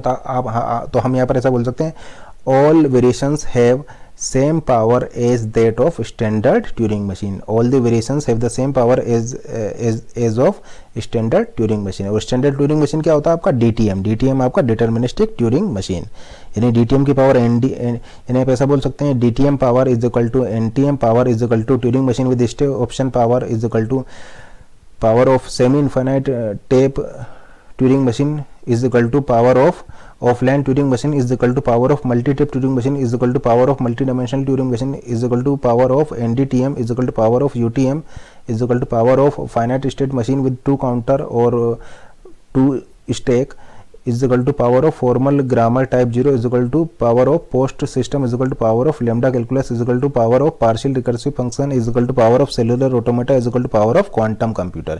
इन सभी की पावर इक्वल होती है आपका DTM के, यानी स्टैंडर्ड ट्यूरिंग मशीन के ये इक्वल होती हैं। को हम डिस्कस करेंगे वन बाय वन, लेकिन इससे पहले हम एक कॉन्सेप्ट डिस्कस कर रहे हैं DTM क्या होता है हम ऑलरेडी आपको बता चुके हैं। DTM आपका डिटर्मिनिस्टिक ट्यूरिंग मशीन है। अब देखिए DTM आपका एक डिटर्मिनिस्टिक ट्यूरिंग मशीन है, तो आप यहाँ पर ऐसा बोल सकते हैं कि इस DTM के 3 आउटकम हो सकते हैं। फर्स्ट आउटकम हो सकता है DTM का hold on final state, second outcome हो सकता है hold on non final state, third outcome हो सकता है हैंग। यानी आप यहाँ पर बोल सकते हैं कि यहाँ पर 3 आउटकम हो सकते हैं इस DTM के, hold on final state, second हो सकता है hold on non final state, third हो सकता है हैंग, यानी इनफाइनाइट लूप में भी ये फंस सकती है। थर्ड आउटकम हो सकता है यहाँ पर हैंग। लेकिन लेट्स से इस ट्यूरिंग मशीन में हम कुछ रिस्ट्रिक्शन लगा दें कि ये ट्यूरिंग मशीन अगर मान लीजिए आपका हैंग नहीं हो रही है यानी इनफाइनाइट लूप में से कभी नहीं जा रही है, तो उस ट्यूरिंग मशीन को हम बोलेंगे होल्टिंग ट्यूरिंग मशीन। यानी आप ऐसा बोल सकते हैं कि DTM के केस में let's say for all string W belongs to sigma closure, for all string W belongs to sigma plus आप लेंगे क्योंकि लेमडा यहाँ पर हम नहीं लेते हैं, तो for all string W belongs to sigma plus, ठीक है ना। For all string W belongs to sigma plus, ये जो DTM है ये DTM के आपके 3 आउटपुट यहाँ पर हो सकते हैं। या तो आपका उस W के लिए for all W belongs to sigma plus इस DTM के 3 आउटकम हो सकते हैं, या तो उस W के लिए वो फाइनल पर होल्ड हो जाए, या फिर उस W के लिए नॉन फाइनल पर होल्ड हो, या फिर उस W पर ये हैंग हो जाए, यानी इनफाइनाइट लूप में फंस जाए। जबकि होल्टिंग ट्यूरिंग मशीन में आपका क्या होता है, होल्टिंग ट्यूरिंग मशीन में आप ऐसा बोल सकते हैं, नाम से ही पता पड़ रहा है होल्टिंग ट्यूरिंग मशीन, यानी ये हैंग नहीं होगी। यानी तीसरा केस यहाँ पर कभी पॉसिबल नहीं है, यानी या तो ये होल्ड होगी फाइनल स्टेट पर, होल्ड होगी आपका फाइनल स्टेट पर, या फिर आप ऐसा बोल सकते हैं कि होल्ड होगी आपका नॉन फाइनल स्टेट पर। यानी आप ऐसा बोल सकते हैं कि होल्टिंग ट्यूरिंग मशीन आपका हैंग नहीं होगी। अब चूंकि आपने ये रिस्ट्रिक्शन लगा दिया है तो इसकी पावर क्या हो जाएगी, कम हो जाएगी। यानी हम ऐसा बोल सकते हैं power of halting Turing machine is less than power of DTM या power of standard Turing machine, ठीक है ना। क्योंकि STM जैसे नाम से पता पड़ रहा है होल्टिंग ट्यूरिंग मशीन, यानी ये कभी ये आपका ऑलवेज होल्ड करेगी। होल्टिंग ट्यूरिंग मशीन यानी ये हैंग नहीं होगी।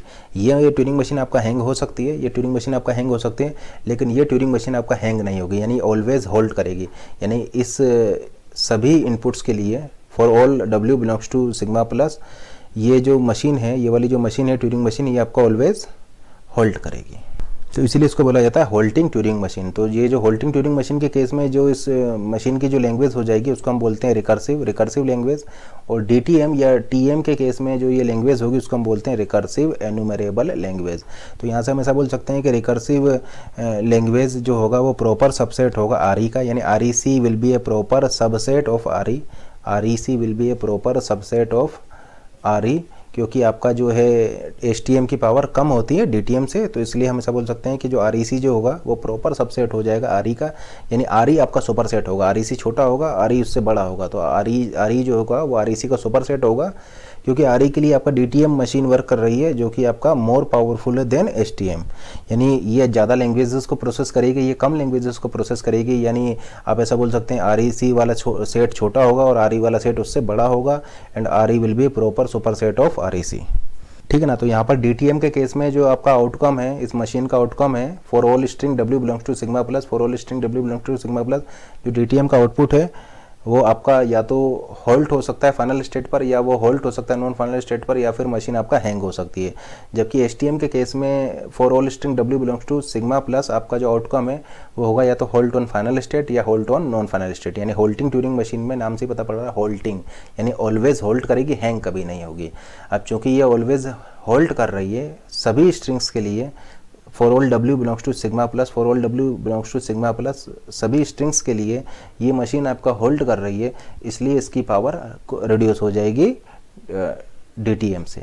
तो इसकी जो लैंग्वेज है होल्टिंग ट्यूरिंग मशीन की लैंग्वेज को हम बोलेंगे रिकर्सिव, और डिटर्मिनिस्टिक ट्यूरिंग मशीन की लैंग्वेज या DTM या TM या UTM या आप बोल सकते हैं NTM, इसकी लैंग्वेज को हम बोलेंगे रिकर्सिव एनुमरेबल, क्योंकि ये DTM NTM UTM ये सारे क्या इक्विवेलेंट हैं।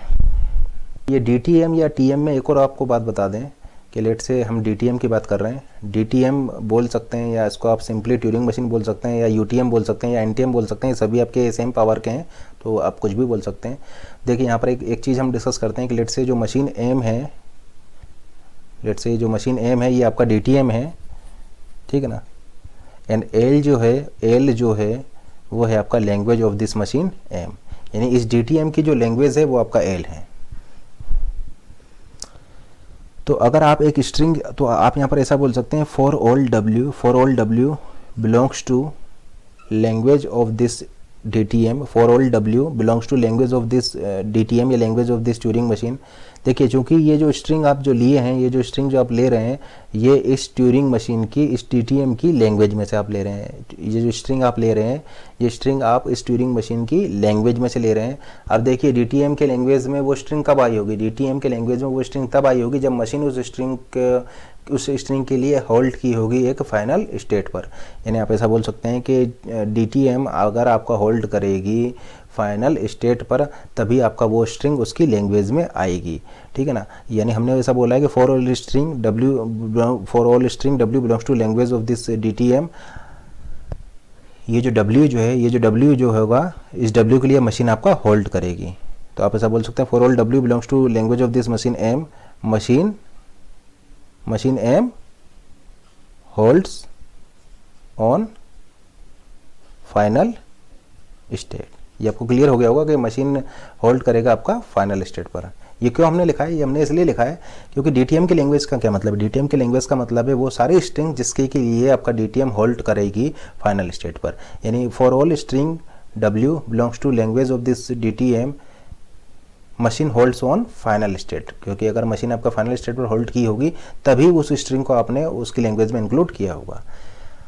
और आप ऐसा भी बोल सकते हैं फॉर ऑल स्ट्रिंग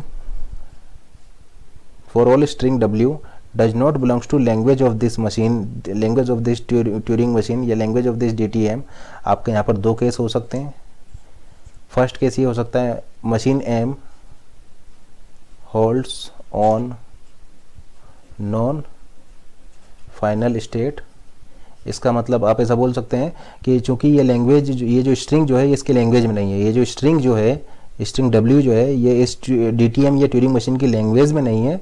इसका मतलब लैंग्वेज में कब नहीं होगी, लैंग्वेज में वो तब नहीं होगी जब वो ट्यूरिंग मशीन आपका होल्ड की होगी नॉन फाइनल स्टेट पर, या फिर M जो होगी वो आपका हैंग हो चुकी होगी। अगर M आपका हैंग हो जाती है यानी इनफाइनाइट लूप में फंस जाती है, तब भी आप उस स्ट्रिंग को रिजेक्ट कर देंगे। यानी एक स्ट्रिंग को आप रिजेक्ट कब कर रहे थे, एक स्ट्रिंग को रिजेक्ट तब कर रहे थे जब या तो वो मशीन होल्ड हो जा रही थी आपका नॉन फाइनल स्टेट पर, या फिर मशीन आपका हैंग हो जा रही थी। तो आप ऐसा बोल सकते हैं for all string does not belongs to language of this Turing machine can be hold on non final state और मशीन विल हैंग, यानी या तो मशीन हैंग हो जाएगी या मशीन आपका नॉन फाइनल स्टेट पर आ जाएगी। यानी आप यहाँ पर क्या देख रहे हैं कि उस लैंग्वेज को बिलोंग करने वाली स्ट्रिंग्स के लिए ही केवल और केवल मशीन आपका हॉल्ट हो रही है, लेकिन वो सारी स्ट्रिंग्स जो कि उसके लैंग्वेज को बिलोंग नहीं कर रही है, जो कि उस ट्यूरिंग मशीन की लैंग्वेज को बिलोंग नहीं कर रही है, उन सारी स्ट्रिंग्स के लिए जो कि उसकी ट्यूरिंग मशीन की लैंग्वेज को बिलोंग नहीं कर रही है, उसके लिए ट्यूरिंग मशीन आपका हैंग भी हो सकती है, जबकि HTM के केस में ऐसा नहीं होगा।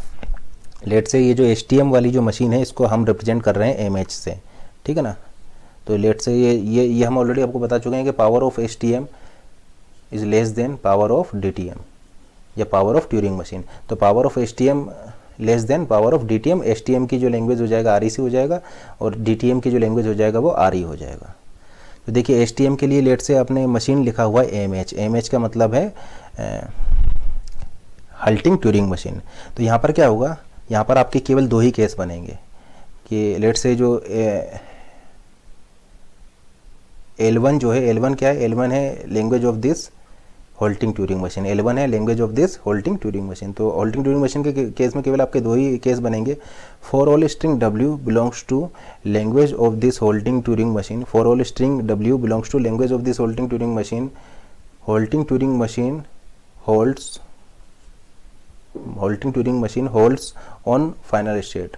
तो होल्टिंग ट्यूरिंग मशीन MH क्या है, होल्टिंग Turing machine holds on final state, ठीक है ना। And for all string W does not belongs to language of this halting Turing machine H, for all string W does not belongs to language of this halting Turing machine H, language of this halting Turing machine MH, machine MH या halting Turing machine holds on non final state, non final states. तो आप क्या देख रहे हैं, hang नहीं हो रही है।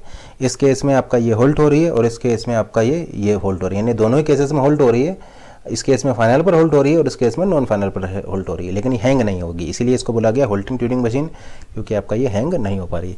इसीलिए हमने आपको यहाँ पर एक कॉन्सेप्ट और आपको बताया था कि अब देखिए होल्टिंग ट्यूरिंग मशीन की लैंग्वेज क्या थी, होल्टिंग ट्यूरिंग मशीन की जो लैंग्वेज थी उसको हम बोलते हैं REC रिकर्सिव, और DTM या TM की जो लैंग्वेज है उसको हम बोलते हैं रिकर्सिव एन्यूमरेबल।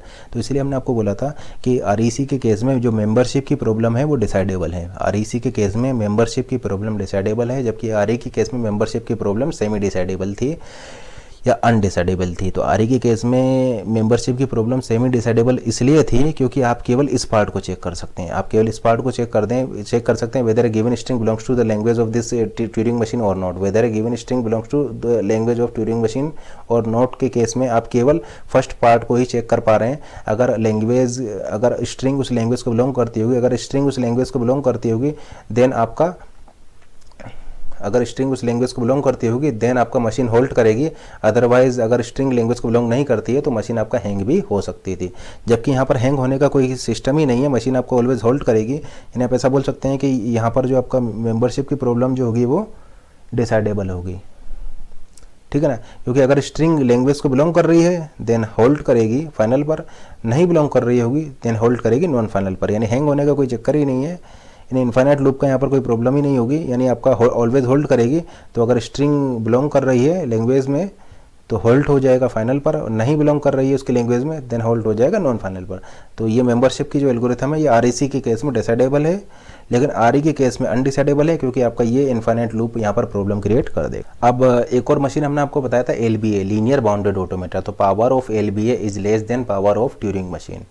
LBA की पावर ट्यूरिंग मशीन से कम होती है, या ट्यूरिंग मशीन बोल सकते हैं या फिर आप इसको DTM बोल सकते हैं, standard Turing machine, deterministic Turing machine, ठीक है। तो power of LBA linear bounded automata is less than power of Turing machine, या power of Turing machine is greater than power of LBA। अब LBA क्या है, LBA में क्या होता है, LBA की जो लैंग्वेज हो जाएगा उसको हम बोलते हैं CSL। LBA की जो लैंग्वेज है वो है आपका context sensitive language, Turing machine की जो लैंग्वेज है वो है आपका रिकर्सिव एन्यूमरेबल, यानी इसकी लैंग्वेज हो जाएगा रिकर्सिव एन्यूमरेबल, LBA की लैंग्वेज हो जाएगा कॉन्टेक्स्ट सेंसिटिव लैंग्वेज। तो यहाँ पर आप क्या कर रहे हैं, LBA के केस में जो आपका टेप है, LBA के केस में देखिए जो ट्यूरिंग मशीन के पास आपका क्या होता है टेप, तो LBA के केस में आप केवल टेप का उतना ही पार्ट यूज़ करते हैं जितना कि आपके इनपुट में इनपुट ले रहा होगा, ठीक है ना। तो लेट से अगर आपके पास स्ट्रिंग है AB है, स्ट्रिंग है आपके पास AB है, तो आप केवल टेप में उतने ही पोर्शन को यूज़ करेंगे जितना कि आपका स्ट्रिंग ले रहा होगा। यानी आप ऐसा बोल सकते हैं कि स्ट्रिंग फिनिश होने पर ये आप ये एंड मार्कर का यूज़ करके उस टेप को बाउंड कर देंगे। यानी टेप को क्या कर दिया, आपने बाउंड कर दिया, इसलिए इसको बोला जाता है लीनियर बाउंडेड ऑटोमेटा। यानी देखिए ये ट्यूरिंग मशीन ही है आपका, ये सेम आपका ट्यूरिंग मशीन ही है। यहाँ पर देखिए रीड भी कर सकता है, राइट भी कर सकता है, और आपका ये कंट्रोल यूनिट होगा। तो सेम आपका ये ट्यूरिंग मशीन ही है, केवल यहाँ पर एलबीए के केस में हमने क्या किया है कि इस टेप को बाउंड कर दिया है। इस टेप को बाउंड कर दिया, आप केवल उतना ही टेप यूज़ कर सकते हैं जितना कि आपका वो टेप इनपुट ले रहा होगा। जैसे कि एबीए के केस में 3 सेल्स यूज़ करेगा, इनपुट टेप के 3 सेल्स यूज़ करेगा, तो केवल आप 3 सेल्स को ही यहाँ पर यूज़ कर सकते हैं। लेट से आपका इनपुट होता 10 सिंबल का या इनपुट होता 5 सिंबल का, लेट से एबी आपका 5 सिंबल का होता, तो फिर ये टेप के आप केवल 5 सिंबल्स को ही यूज़ कर सकते थे। यानी आप क्या देख रहे हैं यहाँ पर कि जो टेप आपकी जो स्ट्रिंग ले रहा है, लेट से जो आपकी टेप जो स्ट्रिंग यूज़ कर रहा होगा, एक स्ट्रिंग आप ले रहे हैं, इनपुट में एक स्ट्रिंग ले रहे हैं, तो केवल उस स्ट्रिंग को ही आप यहाँ पर इनपुट टेप में यूज़ करेंगे एंड आप उसको टेप को बाउंड कर देंगे। तो आपने टेप को बाउंड कर दिया, इसलिए इसको बोला जाता है लीनियर बाउंडेड ऑटोमेटा। अब चूंकि आपने इस टेप को बाउंड कर दिया है, देन डेफिनेटली इसकी पावर कम हो जाएगा और इसकी पावर रिड्यूस हो जाएगी। तो इसलिए हमने बोला है कि power of LBA is less than power of Turing machine, क्योंकि आपने यहाँ पर टेप को बाउंड कर दिया है। और इसकी जो लैंग्वेज है वो CSL है, और DTM या TM की जो लैंग्वेज है वो RE है। ठीक है ना। तो आप यहाँ पर क्या देख रहे हैं कि जो टेप साइज़ क्या हो जाएगा, ये आपका टेप साइज़ हो जाएगा। तो टेप साइज़ जो आप यहाँ पर यूज़ कर रहे हैं वो यूज़ कर रहे हैं स्ट्रिंग साइज़ के इक्वल। यानी आप ऐसा बोल सकते हैं tape size is equal to string size. Let's say string आपका है AB है, तो आप टेप के केवल 3 सेल ही यूज़ करेंगे। स्ट्रिंग है आपका AB यानी 5 सिंबल की स्ट्रिंग है, तो आप टेप के केवल 5 सेल ही यूज़ करेंगे। यानी जितना इनपुट है केवल उतना ही सेल्स को आप यूज़ करेंगे, बाकी को आप बाउंड कर देंगे। तो इसलिए इसको बोला जाता है लीनियर बाउंडेड ऑटोमेटा। ठीक है ना। तो आपने यहाँ पर क्या देखा, आपने यहाँ पर ये देखा कि ये जो ट्यूरिंग मशीन है, इसमें आपने इस चीज़ को रिस्ट्रिक्ट कर दिया है कि इस टेप को आप किस तरीके से यूज करेंगे। देखिए ट्यूरिंग मशीन के केस में आपने कोई रिस्ट्रिक्शन लाइन नहीं लगाया था। ट्यूरिंग मशीन के केस में आपने कोई भी रिस्ट्रिक्शन नहीं लगाया था। वहाँ पर आप इनफाइनाइट टेप आपके लिए अवेलेबल था, और वहाँ पर आपके लिए चूँकि इनफाइनाइट टेप अवेलेबल था, तो आप उसमें टेप को किसी भी तरीके से यूज़ कर सकते थे। लेकिन यहाँ पर क्या किया, एलबीए के केस में आपने टेप के यूज़ पर रिस्ट्रिक्शन लगा दिया है कि आप केवल उतना ही टेप यूज़ करेंगे जितनी कि आपकी स्ट्रिंग की लेंथ होगी। ठीक है ना। तो आपने यहाँ पर क्या किया है, टेप पर रिस्ट्रिक्शन लगा दिया। ठीक है ना, रिस्ट्रिक्शन लगा दिया आपने टेप पर कि आप कितना टेप यहाँ पर यूज़ करेंगे। तो आप यहाँ पर बोल सकते हैं in case of LBA we are limiting the tape by putting restriction the way in which the tape can be use. जबकि ट्यूरिंग मशीन के केस में आपने टेप पर ऐसा कोई रिस्ट्रिक्शन नहीं लगाया था। वहाँ पर आपके पास इनफाइनाइट टेप अवेलेबल था, आप किसी भी तरीके से उसको यूज़ कर सकते हैं। जबकि यहाँ पर आपने टेप को बाउंड कर दिया, आप केवल उतना ही टेप यूज़ करेंगे जितना आपका स्ट्रिंग का साइज़ होगा। या पुश डाउन ऑटोमेटिक की बात करें तो पीडीए में आपने क्या किया था, पीडीए में आपने स्टेक का यूज़ किया था। देखिए पीडीए में आपने इनफाइनाइट कैपेसिटी का स्टेक यूज़ किया था। पीडीए के पास क्या था, आपका इनफाइनाइट कैपेसिटी का स्टेक था। तो पीडीए के केस में आपने क्या किया था, पीडीए के केस में आप ऐसा बोल सकते हैं कि ट्यूरिंग मशीन ने आपने रिस्ट्रिक्शन लगा दिया है कि ये टेप आप किस ऑर्डर में यूज़ करेंगे। यानी वहाँ पर आपने ऑर्डर में रिस्ट्रिक्शन लगाया था। वहाँ पर पीडीए के केस में आपने स्टेप में ऑर्डर में रिस्ट्रिक्शन लगाया था। आपने ऑर्डर कर दिया था इसका LIFO last in first out. तो ये जो टेप है ये आपका स्टेक की तरीके से वर्क करने लगा था। देखिए हम यहाँ पर एक्सप्लेन क्या करना चाह रहे हैं, एक्सप्लेन ये करना चाह रहे हैं कि आपके पास एक ट्यूरिंग मशीन है। लेट से ये ट्यूरिंग मशीन है, इनफाइनाइट टेप इसके पास है, इनफाइनाइट टेप है। आप रीड भी कर सकते हैं, यहाँ पर राइट भी कर सकते हैं। और ये लेट से आपका कंट्रोल यूनिट है, ये आपका है ट्यूरिंग मशीन। अगर इस टेप में ये रिस्ट्रिक्शन लगा दूं कि आप यहाँ पर जो राइट करेंगे वो लिफो ऑर्डर में करेंगे, देन ये जो ट्यूरिंग मशीन है इसकी पावर रिड्यूस होकर के पीडीए के इक्वल हो जाएगी। इसका मतलब अगर हमने यहाँ पर ये रिस्ट्रिक्शन लगा दिया कि इस टेप को आप किस तरीके से यूज़ करेंगे, रिस्ट्रिक्शन लगा दिया कि लिफो ऑर्डर में आप इसको यूज़ करेंगे, तो फिर ये स्टेक की तरीके से वर्क करेगा और इसकी पावर रिड्यूस होकर के इक्वल हो जाएगी पीडीए के इक्वल। ठीक है ना। अभी यहाँ पर कोई भी रिस्ट्रिक्शन नहीं है, तो अभी ये हाईएस्ट पावर की आपकी मशीन है। अभी यहाँ पर हमने कोई भी रिस्ट्रिक्शन अप्लाई नहीं किया है, इसलिए अभी आपका ये हाईएस्ट पावर की मशीन है, ट्यूरिंग मशीन है आपका। ठीक है ना। लेकिन लेट से आपका हम यहाँ पर ऐसा बोल सकते हैं push down automata can be seen as Turing machine with a tape that is restricted to being used like a stack. यानी आप ऐसा बोल सकते हैं push down automata can be seen as a Turing machine with a tape that is restricted to be used like a stake। यानी अगर इस tape को आप स्टैक की तरीके से यूज़ कर रहे हैं, यहाँ पर आप लिफो ऑर्डर मेंटेन करके इसको यूज़ कर रहे हैं, देन आपका ये वर्क करने लग जाएगा एक पीडीए की तरीके से, ठीक है ना। तो आपने अगर यहाँ पर किस तरीके से आप इसको यूज़ कर रहे हैं उस पर रिस्ट्रिक्शन लगा दिया कि आप लिफो ऑर्डर में इसको यूज़ कर सकते हैं, तो फिर ये पीडीए हो जाएगा। और अगर आपने इसको लिमिट कर दिया इनपुट साइज़ के टर्म्स में कि केवल आप उतना ही टेप यूज़ करेंगे जितना आपका इनपुट का साइज़ होगा, तो फिर ये एलबीए बन जाएगा। तो अगर ट्यूरिंग मशीन में आपने टेप को लिमिट कर दिया कि केवल आप इनपुट के बराबर ही टेप को यूज़ कर सकते हैं, तो फिर आपको वो एलबीए बन जाएगा। तो आप यहाँ पर बोल सकते हैं we can also restrict the tape use in other veg.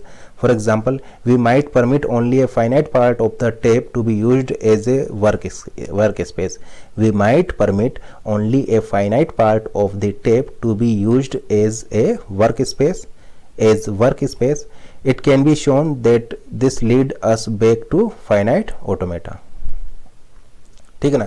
इसका मतलब अगर आपने इस टेप को फाइनाइट कर दिया, इस टेप को आपने केवल फाइनाइट कर दिया। देखिए फर्स्ट केस हमने डिस्कस किया था कि आपने टेप में एक स्पेशल ऑर्डर मेंटेन कर दिया। लेट से आपने इसको स्टैक की तरीके से आप यूज़ कर रहे हैं, लिफो ऑर्डर में अगर आप इसको यूज़ कर रहे हैं तो फिर ये बन जाएगा पीडीए।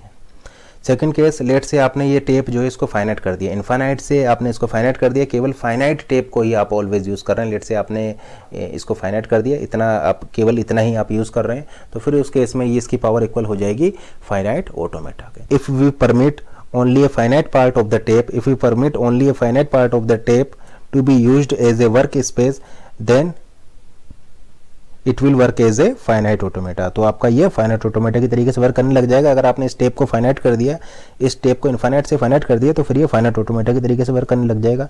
या फिर हम आपसे यहाँ पर एक वेरिएशन आप ये भी कर सकते हैं, तो या फिर आप एक चेंजेस यहाँ पर ये भी कर सकते हैं कि we allow the machine to use only that part of the tape, we allow the machine to use only that part of the tape occupied by input. We allowed the machine to use only that part of the tape occupied by input. Thus more space is available for long input string than for short one। ठीक है ना। इसका मतलब अगर short string है उसके लिए कम space आप यूज़ करेंगे और लॉन्ग स्ट्रिंग के लिए ज़्यादा स्पेस यूज़ करेंगे। जैसे कि देखिए यहाँ पर आपका 3 सेल्स ही आप टेप के यूज़ कर सकते हैं, लेकिन लेट से आपकी स्ट्रिंग की लेंथ 100 होती तो फिर आप टेप की 100 सेल्स को यहाँ पर यूज़ कर सकते हैं। यानी आपने फिक्स क्या कर दिया कि टेप साइज जो आप यूजेबल टेप साइज है वो आपका स्ट्रिंग लेंथ के इक्वल है। ठीक है ना। तो हमने इसलिए यहाँ पर बोला है if we allow the Turing machine to use if we allow the machine to use only that part of tape occupied by input, then this will generate another class of machine called linear bounded automata और LBH। यानी आपने क्या करिए, इसको bound कर दिया है। Bound क्या है? बाउंड है आपका यहाँ पर स्ट्रिंग लेंथ। तो स्ट्रिंग लेंथ के अकॉर्डिंग आपने इसको बाउंड कर रखा है, तो फिर इस केस में ये आपका LBA हो जाएगा, लीनियर बाउंडेड ऑटोमेटा हो जाएगा। और एलबीए क्या है? एलबीए आपका ट्यूरिंग मशीन ही तो है आपका, बस आपने क्या किया, इसको बाउंड कर दिया, इसलिए उसकी पावर रिड्यूस हो गई, रिड्यूस होकर के एलबीए के इक्वल हो जाएगी। तो आप यहाँ पर ऐसा बोल सकते हैं a linear bounded automata like a standard Turing machine has A unbound tape. ठीक है ना। A linear bounded automata like a standard Turing machine has an unbounded tape, but how much of the tape can be used is a function of the input. यानी आप ऐसा बोल सकते हैं कि जो टेप यूजेज जो आप करेंगे, टेप यूजेज जो करेंगे वो आपका हो जाएगा फंक्शन ऑफ इनपुट का। यानी कि जितना इनपुट में आपके सिंबल्स होंगे उतना ही टेप आप यहाँ पर यूज़ कर सकते हैं। देखिए स्ट्रिंग बड़ी है तो टेप आप ज़्यादा यूज़ कर सकते हैं। तो टेप तो आपके पास अभी भी इनफाइनाइट है, लेकिन आपने ये एंड मार्कर यहाँ पर यूज़ करके उसको क्या कर दिया है, उसको लिमिट कर दिया है। एंड मार्कर्स का यूज़ करके आपने टेप का जो यूज़ है उसको लिमिट कर दिया है कि केवल आप इतना ही टेप यूज़ कर सकते हैं जितने कि आपका स्ट्रिंग्स में सिंबल्स होंगे। ठीक है ना। यानी आप यहाँ पर ऐसा बोल सकते हैं कि linear bounded automata like a standard Turing machine has A unbounded tape, but how much of the tape can be used is a function of the input, that is usable part of the tape is equal to number of cells taken by input, that is usable part of the tape is equal to number of cells taken by the input in case of LBA। ठीक है ना। तो और इसको implement करने के लिए आपने क्या किया है, इंप्लीमेंट करने के लिए आपने मार्कर यूज़ किए हैं, 2 मार्कर यूज़ किए हैं, left marker and right marker. तो जैसे ही आपका इनपुट फिनिश हो जाएगा, आपने ये लेफ्ट मार्कर लगा दिया, इनपुट फिनिश हो जाएगा, आपने ये राइट मार्कर लगा दिया। तो आप ऐसा बोल सकते हैं कि जो यूजेबल स्पेस होगा टेप में वो आपका इन मार्कर्स के बीच वाला स्पेस होगा। यानी केवल आप इस वाले पार्ट का, टेप का ये वाला पार्ट आप यूज़ कर सकते हैं। तो फिर उस केस में वो मशीन आपका हो जाएगा LBA, लीनियर बाउंडेड ऑटोमेटा। ठीक है ना। इसीलिए हमने यहाँ पर बोला है कि power of LBA is less than power of DTM। अब लेट्स से कि जो ये ट्यूरिंग मशीन है, इस ट्यूरिंग मशीन में केवल रीड ऑपरेशन आप कर सकते हैं, राइट ऑपरेशन वाली पावर हम यहाँ पर हटा देते हैं। यानी Turing machine with only read only head, यानी आपका केवल रीड ओनली हेड है, आप स्टेप पर राइट नहीं कर सकते हैं। देन अगेन आप ऐसा बोल सकते हैं कि ये आपका इसकी पावर रिड्यूस हो जाएगी, रिड्यूस होकर के इसकी पावर इक्वल हो जाएगी फाइनाइट ऑटोमेटा का, यानी अब ये मशीन इस तरीके से वर्क करेगी जैसे कि आपका फाइनाइट ऑटोमेटा वर्क करता है। इसका मतलब Turing machine with read only head, आपकी जो पावर हो जाएगी वो इक्वल हो जाएगी रेगुलर के। यानी आप ऐसा बोल सकते हैं Turing machine with only read only head, power of Turing machine with only read only head is less than power of TTM, क्योंकि अगर रीड ओनली हेड होगा, राइट नहीं कर सकता है, तो फिर तो उसकी पावर आपका फाइनाइट ऑटोमेटा के इक्वल हो जाएगा, और power of finite automata is less than power of Turing machine. ठीक है, तो Turing machine with read only head has the same power as regular and less than power of DTM. अब हम one by one उन variations को discuss करते हैं। देखिए हमने ट्यूरिंग मशीन्स के आपके वेरिएशंस बताए थे, तो अब वन बाय वन उन सारे वेरिएशंस को हम यहाँ पर डिस्कस करते हैं। तो फर्स्ट वेरिएशन हमने आपका डिस्कस किया था Turing machine with stay option, Turing machine with stay option. तो यहाँ पर ट्यूरिंग मशीन देखिए इस तरीके से वर्क करेगी। ट्रांजिशन फंक्शन क्या हो जाएगा, मान लीजिए ट्यूरिंग मशीन एक स्टेट पर है, टेप अल्फ़ाबेट से कोई सिंबल रीड कर रही है, टेप अल्फ़ाबेट से कोई सिंबल रीड करती है, रीड करने के बाद एक नई स्टेट पर जाती है या सेम स्टेट पर भी रह सकती है, टेप पर आपका राइट कर सकती है कोई symbol from tape alphabet, and आपकी जो हेड का मूवमेंट वो देखिए यहाँ पर आपका या तो लेफ्ट हो सकता है या राइट हो सकता है, या फिर वो वहीं पर भी रह सकता है। यानी स्टे ऑप्शन आपने यहाँ पर एक्स्ट्रा प्रोवाइड करा दिया है। यानी जो आपका हेड है वो हेड आपका उसी पोजीशन पर स्टे भी हो सकता है, तो स्टे ऑन वन प्लेस। तो इसीलिए हमने इसको बोला Turing machine with stay option, यानी सेम है आपका, अब हेड आपका लेफ्ट भी जा सकता है, राइट भी जा सकता है, या वहीं पर भी रह सकता है, तो स्टे ऑप्शन भी आपके पास अवेलेबल है। अब देखिए ये आपका इसकी पावर सेम होगी पावर ऑफ डीटीएम या power of standard Turing machine की, यानी Turing machine with stay option, power of Turing machine with stay option is equal to power of Turing machine या पावर ऑफ डीटीएम, क्योंकि ये stay option देने से आपका यहाँ पर कोई भी पावर में इंक्रीमेंट नहीं होगा। ये स्टे ऑप्शन देने से आपको कोई भी पावर में इंक्रीमेंट नहीं होगा, क्योंकि इसको आप इम्प्लीमेंट कर सकते हैं। देखिए इसको आप इस तरीके से इम्प्लीमेंट कर सकते हैं कि एक बार आप राइट जाइए और फिर आप लेफ्ट आ जाइए तो स्टे हो जाएगा, स्टे इम्प्लीमेंट हो जाएगा राइट जाने पर और फिर लेफ्ट आने पर, या फिर आप लेफ्ट जाइए फिर राइट आ जाइए तो फिर आपका स्टे इम्प्लीमेंट हो जाएगा। ठीक है ना, तो इसको आप इम्प्लीमेंट कर पा रहे हैं। इसका मतलब ये जो स्टे है, ये स्टे आपको देने से, स्टे ऑप्शन देने से यहाँ पर आपका पावर के टर्म्स में आपका कोई भी फर्क नहीं आएगा। ठीक है ना, क्योंकि अब आपका क्या होगा, लेट से आपका ये स्टे वाले में क्या करेगा, स्टे वाले में ये करेगा कि अगर एक स्टेट पर आपको ए मिलता है, लेट से Q1 स्टेट पर ए मिलता है, तो आप लेट से Q1 स्टेट पर आपको ए मिलता है, तो आप जा रहे हैं Q2 स्टेट पर, एक और आपका हेड जो है वो मूव नहीं कर रहा है, हेड आपका इसी पोजीशन पर है, यानी स्टे ऑप्शन पर है। इसको आप इस तरीके से इंप्लीमेंट कर सकते हैं कि हेड को आप राइट मूव कर दीजिए एंड देन हेड को फिर से लेफ्ट ले आइए, तो ये स्टे ऑप्शन आपका इंप्लीमेंट हो जाएगा। या फिर आप ऐसा बोल सकते हैं कि हेड को आप लेफ्ट ले जाइए और लेफ्ट ले जाके फिर से इसको राइट ले आइए, यानी लेफ्ट ले गए फिर इसको राइट ले आए, तो आप ऐसा बोल सकते हैं ये स्टे ऑप्शन आपका इंप्लीमेंट हो गया। ठीक है ना, तो आप क्या कर सकते हैं कि हेड को जो है first move right then move left, और आपका इस तरीके से जो है स्टे ऑप्शन आपका यहाँ पर इंप्लीमेंट हो जाएगा। तो राइट और लेफ्ट वाले की हेल्प से आप ये लेफ्ट राइट यूज़ करके आप स्टे ऑप्शन को यहाँ पर इंप्लीमेंट कर सकते हैं। इसलिए ये आपका कोई भी एक्स्ट्रा पावर यहाँ पर नहीं देगा, पावर आपके टर्म्स में आपको कोई भी एडवांटेज नहीं मिलेगा। इसकी पावर वो एग्जैक्टली सेम होगी पावर ऑफ डीटीएम के या पावर ऑफ स्टैंडर्ड मशीन के। तो ये आपका फर्स्ट वेरिएशन था Turing machine with stay option. Second देखते हैं semi infinite Turing machine with semi infinite tape. Second variation है Turing machine with semi infinite tape. तो देखिए अभी तक जो हमने ट्यूरिंग मशीन डिस्कस की थी उसमें जो टेप होता था वो बोथ साइड इनफाइनाइट होता था। ट्यूरिंग मशीन में जो आपका टेप होता था वो बोथ साइड इनफाइनाइट होता था। लेट से ये आपका ट्यूरिंग मशीन है, तो ट्यूरिंग मशीन का जो टेप होता था वो बोथ साइड इनफाइनाइट होता था, यानी आपका लेफ्ट हैंड साइड में भी इनफाइनाइट तक जाता था और राइट हैंड साइड में भी आपका इनफाइनाइट तक जाता था। तो लेट से आपका इनपुट है यहाँ पर A एंड B, ठीक है ना। तो ये आप क्या देख रहे हैं कि इनफाइनाइट में लेफ्ट साइड में भी इनफाइनाइट जाता था, राइट साइड में भी इनफाइनाइट जाता था। लेकिन अगर हम लेट से स्टेप को एक सेमी इनफाइनाइट कर देते हैं, अगर स्टेप को हम सेमी इनफाइनाइट कर देते हैं, यानी जो टेप है वो केवल लेट से या तो लेफ्ट साइड में इन्फानाइट है या लेफ्ट से केवल राइट साइड में इन्फानाइट है।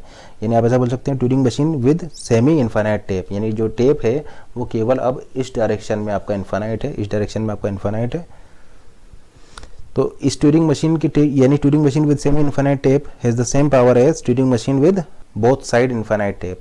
तो इन दोनों की पावर आपका सेम होगी। क्यों सेम होगी? क्योंकि देखिए यहाँ पर सेमी इन्फानाइट करने से पावर में आपका कोई भी कमी नहीं होगी। क्योंकि देखिए लेट से ये जो आपका सेमी इन्फानाइट टेप था इसको आप 2 ट्रैक में बांट दे रहे हैं। लेट से जो सेमी इन्फानाइट जो टेप था इसको आप मल्टी ट्रैक बना दे रहे हैं। ये सेमी इन्फानाइट को आप मल्टी ट्रैक यहाँ पर बना दे रहे हैं।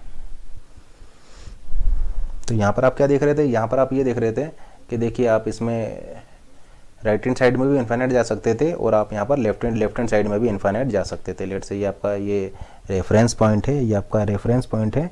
तो आप लेफ्ट हैंड साइड में भी इन्फानाइट जा सकते थे और राइट हैंड साइड में भी इन्फानाइट जा सकते थे इस रेफरेंस पॉइंट के रेस्पेक्ट में। और ये आपका क्या है? ये आपका है Turing machine with semi infinite tape. तो आपने क्या किया यहाँ पर इसको इस टेप को सेमी इन्फानाइट टेप को मल्टी ट्रैक कर दिया। इस सिंगल टेप पर आपने 2 ट्रैक बना दिए। ये फर्स्ट ट्रैक है, ये सेकंड ट्रैक है, या ये अपर ट्रैक है, ये लोअर ट्रैक है। तो ये ट्रैक 1 हो जाएगा, ये ट्रैक 2 हो जाएगा। तो आपने क्या किया? इसको मल्टी ट्रैक बना दिया। यानी आपने एक टेप पर जो आपका सेमी इन्फानाइट टेप था उसको आपने 2 ट्रैक में डिवाइड कर दिया। यानी इस टेप को हमने डिवाइड कर दिया 2 ट्रैक में, ट्रैक 1 एंड ट्रैक 2, ठीक है ना। तो 2 ट्रैक में डिसाइड कर दिया। एंड लेट से हम इसको इस तरीके से आपको विजुलाइज कर सकते हैं। यानी देखिए ये बोथ साइड इन्फानाइट हो गया, ये बोथ साइड। देखिए इस ट्रैक को आप खोल दीजिए, ये इस सेमी इन्फानाइट टेप को आपने 2 ट्रैक में डिवाइड कर दिया, first track second track. And let से इसको आप इस तरीके से खोल दीजिए तो आपका ये इसमें कन्वर्ट हो जाएगा, ठीक है ना। ये आपने फर्स्ट जो सेमी इन्फानाइट टेप था इसको आपने 2 ट्रैक में डिवाइड कर दिया, first track second track. And let से इस तरीके से आप डायरेक्शन लेकर इसको खोल देते हैं तो आपका यही केस बन जाएगा। यानी आप क्या देख रहे हैं कि लेट से ये आपका लेफ्ट वाला पार्ट था, ये आपका राइट वाला पार्ट था, ठीक है ना। तो यहाँ पर आपका क्या हो जाएगा? देखिए लेट से आप इसको इस तरीके से ले रहे हैं, इस तरीके से प्रोसेस कर रहे हैं और ऐसे आप इसको खोल दे रहे हैं। तो देखिए ये आपका लेफ्ट वाला पार्ट हो जाएगा और ये आपका राइट वाला पार्ट हो जाएगा, ठीक है ना। ये सिंगल टेप को सेमी इन्फानाइट टेप को हमने क्या किया? 2 ट्रैक में डिवाइड किया और फिर इसको आप ऐसे खोल दे रहे हैं तो ये केस आपको मिल जाएगा। ये लेफ्ट वाला पार्ट हो जाएगा, ये राइट वाला पार्ट हो जाएगा। ये देखिए ये आपका क्या है? ये आपका रेफरेंस पॉइंट है। तो with respect to this reference point let say आपका ये सेल है, ठीक है ना। तो ये हमने देखिए सेमी इन्फानाइट टेप था, इस टेप को 2 ट्रैक में डिवाइड किया। अब ये देखिए ये आपका क्या बता रहा है? ये आपको बता रहा है कि आपकी ये टेप की लेफ्ट बाउंड्री है। टेप की देखिए इस केस में तो कोई बाउंड्री नहीं होगी, इस साइड भी इन्फानाइट है, इस साइड भी इन्फानाइट है, लेकिन सेमी इन्फानाइट के केस में आपका ये टेप की लेफ्ट बाउंड्री होगी।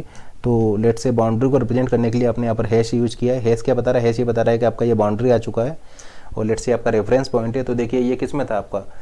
ए कहाँ पर था? ए आपका राइट में था, तो ये आपका ए यहाँ पर आ जाएगा और बी आपका यहाँ पर आ जाएगा। लेट से आपका यहाँ पर डी होता एंड लेट से यहाँ पर आपका ई होता, तो ए के बाद आपका क्या आता? यहाँ पर डी आ जाता और बी के बाद आपका ई आ जाता, ताकि ये जब आप इसको खोलते तो आपका यही केस बन जाता। यानी आप क्या देख रहे हैं? ये आपका हो गया राइट वाला पार्ट, ये एल वाला पार्ट।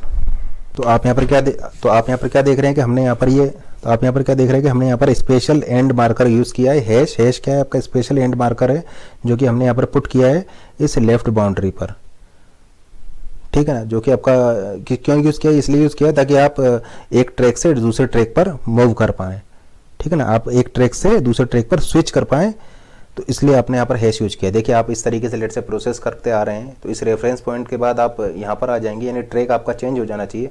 तो आप देखिए इस तरीके से प्रोसेस करते आएंगे। देखिए या इस तरीके से आप प्रोसेस कर रहे हैं, यानी ई बी ए डी आपका होना चाहिए।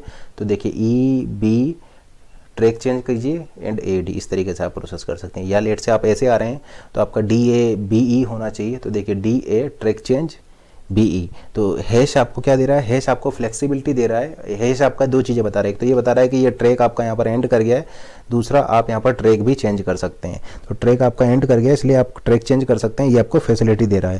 तो आप ऐसा बोल सकते हैं special end marker hash are put on the left boundary of the tape to facilitate switching from one track to another. इसका मतलब आपने क्या देखा कि जो सेमी इन्फानाइट टेप है उसकी सेमी इन्फानाइट टेप करने पर भी आपका पावर रिड्यूस नहीं हुई है, क्योंकि अगर आप उसको मल्टी ट्रैक बना देंगे तो ये इसके इक्विवेलेंट हो जाएगी। अब थर्ड वेरिएशन देखते हैं ऑफलाइन ट्यूरिंग मशीन। तो देखिए ऑफलाइन ट्यूरिंग मशीन के केस में आप ऐसा बोल सकते हैं कि आप यहाँ पर दो सेपरेट टेप लेंगे, यानी इनपुट के लिए अलग टेप लेंगे, आउटपुट के लिए अलग टेप लेंगे। जैसे कि स्टैंडर्ड ट्यूरिंग मशीन में क्या होता था, इनपुट के लिए भी वही टेप था, आउटपुट के लिए भी वही टेप था। इनपुट भी वहीं से रीड कर रहे थे, आउटपुट भी वहीं पर ही लिख रहे थे। इनपुट आउटपुट दोनों के लिए सेम टेप थे। जबकि ऑफलाइन ट्यूरिंग मशीन में क्या होगा, दो सेपरेट टेप हम यूज़ करेंगे। इनपुट के लिए आपका अलग टेप होगा, आउटपुट के लिए आपका अलग टेप होगा। लेट से ये आपका इनपुट वाला टेप है, जहाँ पर कि आपका इनपुट रखा होगा, तो इनपुट वाले टेप से आप केवल रीड करेंगे। तो इनपुट वाले टेप से आप क्या करेंगे, केवल रीड करेंगे एंड लेट से आपका ये कंट्रोल यूनिट है। और एक दूसरा टेप होगा, दूसरे टेप पर आप क्या करेंगे, आउटपुट लिखेंगे। यानी यहाँ पर आप रीड भी कर सकते हैं और राइट भी कर सकते हैं। तो आपके यहाँ पर रीड और राइट दोनों ऑपरेशन होंगे। तो आप ऐसा देख सकते हैं कि इनपुट टेप को आप यूज़ करेंगे केवल रीड ओनली मोड में। ये जो इनपुट टेप है इसको रीड ओनली मोड में यूज़ करेंगे, और आउटपुट टेप को आप रीड भी कर सकते हैं और राइट भी कर सकते हैं, ठीक है ना। तो आप यहाँ पर क्या देख रहे हैं कि दो सेपरेट टेप हम यूज़ कर रहे हैं, इनपुट और के लिए अलग टेप है, आपका आउटपुट के लिए अलग टेप है। तो इस टाइप की ट्यूरिंग मशीन को हम बोलते हैं ऑफलाइन ट्यूरिंग मशीन, ठीक है ना। तो ये रीड ओनली इनपुट टेप है, और ये आपका वो टेप है जहाँ पर कि आपको आउटपुट मिलेगा, और ये आपका रीड भी कर सकते हैं और आप यहाँ पर राइट भी कर सकते हैं। तो इनपुट के लिए अलग टेप है, आउटपुट के लिए अलग टेप है।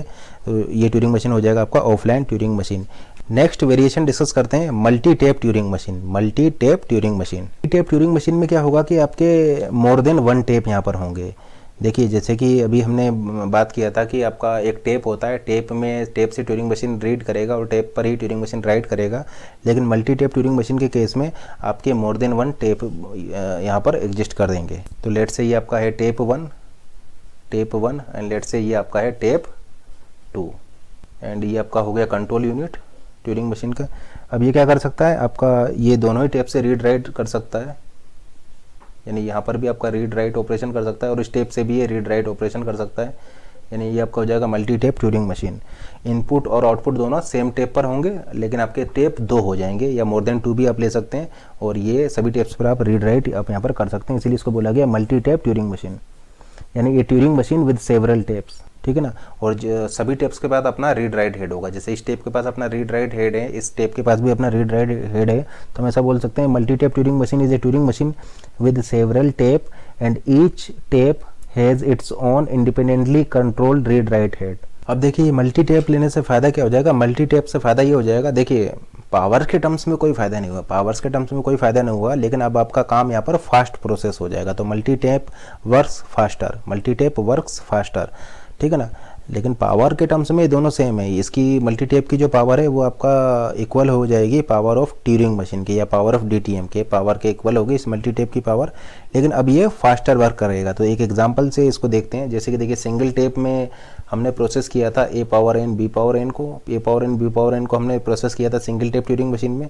एक एग्जाम्पल लेते हैं, लेट से आपने लिया ए क्यूब बी क्यूब, तो यहाँ पर क्या था आपका ए बी बी बी। तो किस तरीके से प्रोसेस किया, फर्स्ट ए लिया क्रॉस किया, फर्स्ट ए लिया क्रॉस किया, फर्स्ट बी से उसको मैच किया, फिर पीछे गए, सेकंड ए लिया मैच किया सेकंड बी से, फिर पीछे गए, थर्ड ए लिया आगे गए मैच किया थर्ड बी से, और फिर पीछे गए फिर आगे गए। यानी आप क्या देख रहे हैं कि ये ऐसे ऐसे करके प्रोसेस किया, फर्स्ट ए लिया फर्स्ट बी से मैच किया, पीछे आया second A second B, third A third B. तो इस तरीके से आपका ये प्रोसेस कर रहा है। यानी कितने टाइम ये आपका मूवमेंट हुआ, ये देखिए इस तरीके से मूव हो रहा है। तो आप ऐसा बोल सकते हैं लगभग approximate order of N square time इसका ये मूवमेंट हुआ। यानी टाइम को, यानी इसकी कॉम्प्लेक्सिटी क्या होगी, ऑर्डर ऑफ एन स्क्वायर। इस प्रॉब्लम को सॉल्व करने के लिए order of N square type आपके मूवमेंट यहाँ पर हो रहे हैं, ठीक है ना। Order of N square head के मूवमेंट हो रहे हैं। लेकिन अगर आप मल्टी टेप यूज़ कर रहे हैं तो फिर आप क्या करेंगे, एक टेप में रखेंगे आप ए को और एक टेप में रखेंगे आप बी को। लेट से ये टेप 1 है, ये टेप 2 है। तो लेट से मल्टी टेप के केस में आप एक टेप में रख रहे हैं ए को, एक टेप में रख रहे हैं बी को। अब क्या कीजिए, आपके पास 2 हेड हैं, इस ए से इस बी को मैच कीजिए, इन दोनों के हेड आपके इंक्रीमेंट हो गए। इस ए से इस बी को मैच कीजिए, दोनों के हेड इंक्रीमेंट हो गए। इस ए से इस बी को मैच कीजिए, यानी आपके पास 2 हेड हैं, ए से ए मैच इंक्रीमेंट, ए से बी मैच इंक्रीमेंट। देखिए इसका हेड अलग है, इसका हेड अलग है। तो ए से b match increment, second a से second b match increment, third a से थर्ड बी मैच इंक्रीमेंट। यानी अब ऑर्डर ऑफ एन में ही हो जा रहा है। यानी जो हेड का मूवमेंट है वो सिर्फ और सिर्फ ऑर्डर ऑफ एन होगा, जबकि यहाँ पर order of N square movement होंगे। तो आप ऐसा बोल सकते हैं कि टाइम कॉम्प्लेक्सिटी आपका रिड्यूस हो गई। टाइम के टर्म्स में ये एफिशिएंट है, लेकिन पावर के टर्म्स में आपका कोई फर्क नहीं पड़ रहा है। अब ये काम जो है a power n b power n वाला वो पहले एन स्क्वायर में हो रहा था, अब यहाँ पर ऑर्डर ऑफ एन में ही हो जाएगा। तो ये मल्टी टेप मशीन जो है आपका फास्टर वर्क करती है, लेकिन पावर के टर्म्स में आपका ये सेम हो गई। अब नेक्स्ट ट्यूरिंग मशीन हम डिस्कस करते हैं। Multi dimensional Turing machine, next Turing machine हम डिस्कस कर रहे हैं, next variation of Turing machine multi dimensional Turing machine. तो मल्टी डायमेंशनल ट्यूरिंग मशीन में क्या होगा कि जो आपका टेप होगा वो मल्टी डायमेंशनल होगा। जैसे कि अभी हमने देखा था कि जो आपका टेप था वो सिंगल डायमेंशन का होता था, जो टेप था वो सिंगल डायमेंशन का होता था, लेकिन लेट से जो ट्यूरिंग मशीन के पास जो टेप है अगर वो मल्टी डायमेंशनल का हो, लेट से आपका 2 डायमेंशनल का टेप है, जो 2 डायमेंशनल का लेट से ये टेप है, तो 2D आपने देखा ही होगा, 2D क्या होता है आपका, ये 2D के केस में ये ग्रिड टाइप का स्ट्रक्चर बन जाएगा, ये ग्रिड टाइप का स्ट्रक्चर बन जाएगा। तो लेट से ये 2D है आपका, लेट से इसको आप ओरिजिन मान रहे हैं, ये हो जाएगा 0 0, ये हो जाएगा आपका 1 0 0 0 1 0 -1 0, ठीक है ना, 0 1 0 -1। तो आप क्या देख रहे हैं, ये 2 डायमेंशनल आपका स्ट्रक्चर हो चुका है। कोऑर्डिनेट्स आप इसके लिख सकते हैं x, y, यानी टेप आपका 2 डायमेंशनल है। तो इस टाइप की ट्यूरिंग मशीन को हम बोलेंगे मल्टी डायमेंशनल ट्यूरिंग मशीन, यानी आप ऐसा बोल सकते हैं multi dimensional Turing machine is one in which the tape can be viewed as extending infinitely in more than 1 dimension. जैसे कि एक 2 डायमेंशन का आप यहाँ पर टेप देख सकते हैं, ये आपका 2 डायमेंशनल टेप है, तो ये आपका हो जाएगा 2 डायमेंशनल ट्यूरिंग मशीन, यानी ये इन्फाइनाइट जा रहा है। देखिए इस साइड भी आपका इन्फाइनाइट जाएगा, इस साइड भी आपका इन्फाइनाइट जाएगा, इस साइड भी आपका इन्फाइनाइट जाएगा, इस साइड भी इन्फाइनाइट जाएगा, नहीं इन्फाइनाइट ग्रिड बनेगी आपका, ये 2x2 की आपकी इन्फाइनाइट देखिए ग्रिड बन रही है, ये हर साइड में आपका इन्फाइनाइट होगी। तो मतलब बोल सकते हैं कि multi dimensional Turing machine is one in which the tape can be viewed as extending infinitely in more than 1 dimension. तो आपका यहाँ पर एक ग्रिड, आपका एक ग्रिड टाइप का स्ट्रक्चर यहाँ पर प्रिपेयर हो रहा है। अब नेक्स्ट वेरिएशन डिस्कस करें ट्यूरिंग मशीन का, यूटीएम, यूनिवर्सल ट्यूरिंग मशीन। तो नेक्स्ट वेरिएशन है ट्यूरिंग मशीन का यूनिवर्सल ट्यूरिंग मशीन। तो नेक्स्ट आपका वेरिएशन है ट्यूरिंग मशीन का यूनिवर्सल ट्यूरिंग मशीन। तो देखिए हम यहाँ पर ऐसा बोल सकते हैं कि जो आपका ट्यूरिंग मशीन है वो आपका रीप्रोग्रामेबल नहीं होती, यानी ट्यूरिंग मशीन को आप रीप्रोग्राम्ड नहीं कर सकते हैं।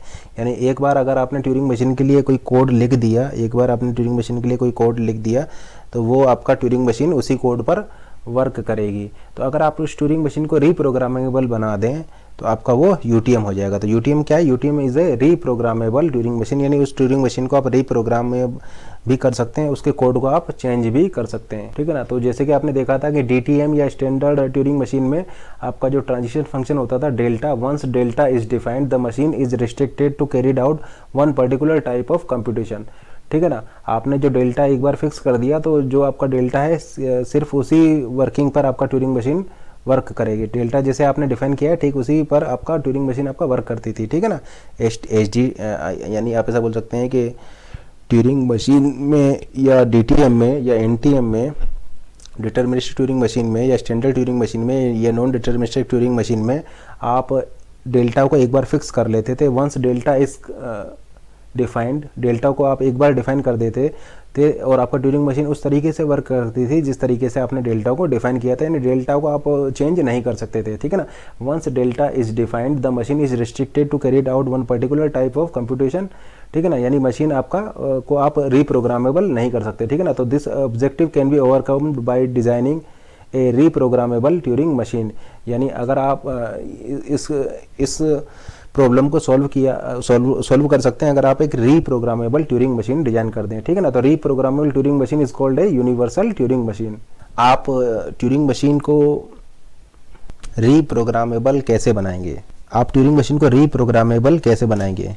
तो देखिए सबसे पहले तो ये देखिए कि ट्यूरिंग मशीन के लिए आप कोडिंग कैसे लिखेंगे, ट्यूरिंग मशीन के ट्रांजिशन फंक्शन के लिए आप कोडिंग कैसे लिखेंगे। तो लेट से आपने एक ट्रांजिशन फंक्शन हम डिफाइन कर रहे हैं delta Q note, late say आपका एक स्टेट है क्यू नोट पर, लेट से अगर आपको ए सिंबल मिलता है तो मशीन मूव कर जा रही है Q1 स्टेट पर, ए को आप राइट करके बी कर दे रहे हैं और आपका हेड मूव हो जा रहा है लेफ्ट में। देखिए आप कोडिंग किस तरीके से लिखेंगे, लेट से आपका सेट ऑफ स्टेट्स हैं आपका Q नोट एंड Q1 आपका सेट ऑफ स्टेट्स हैं।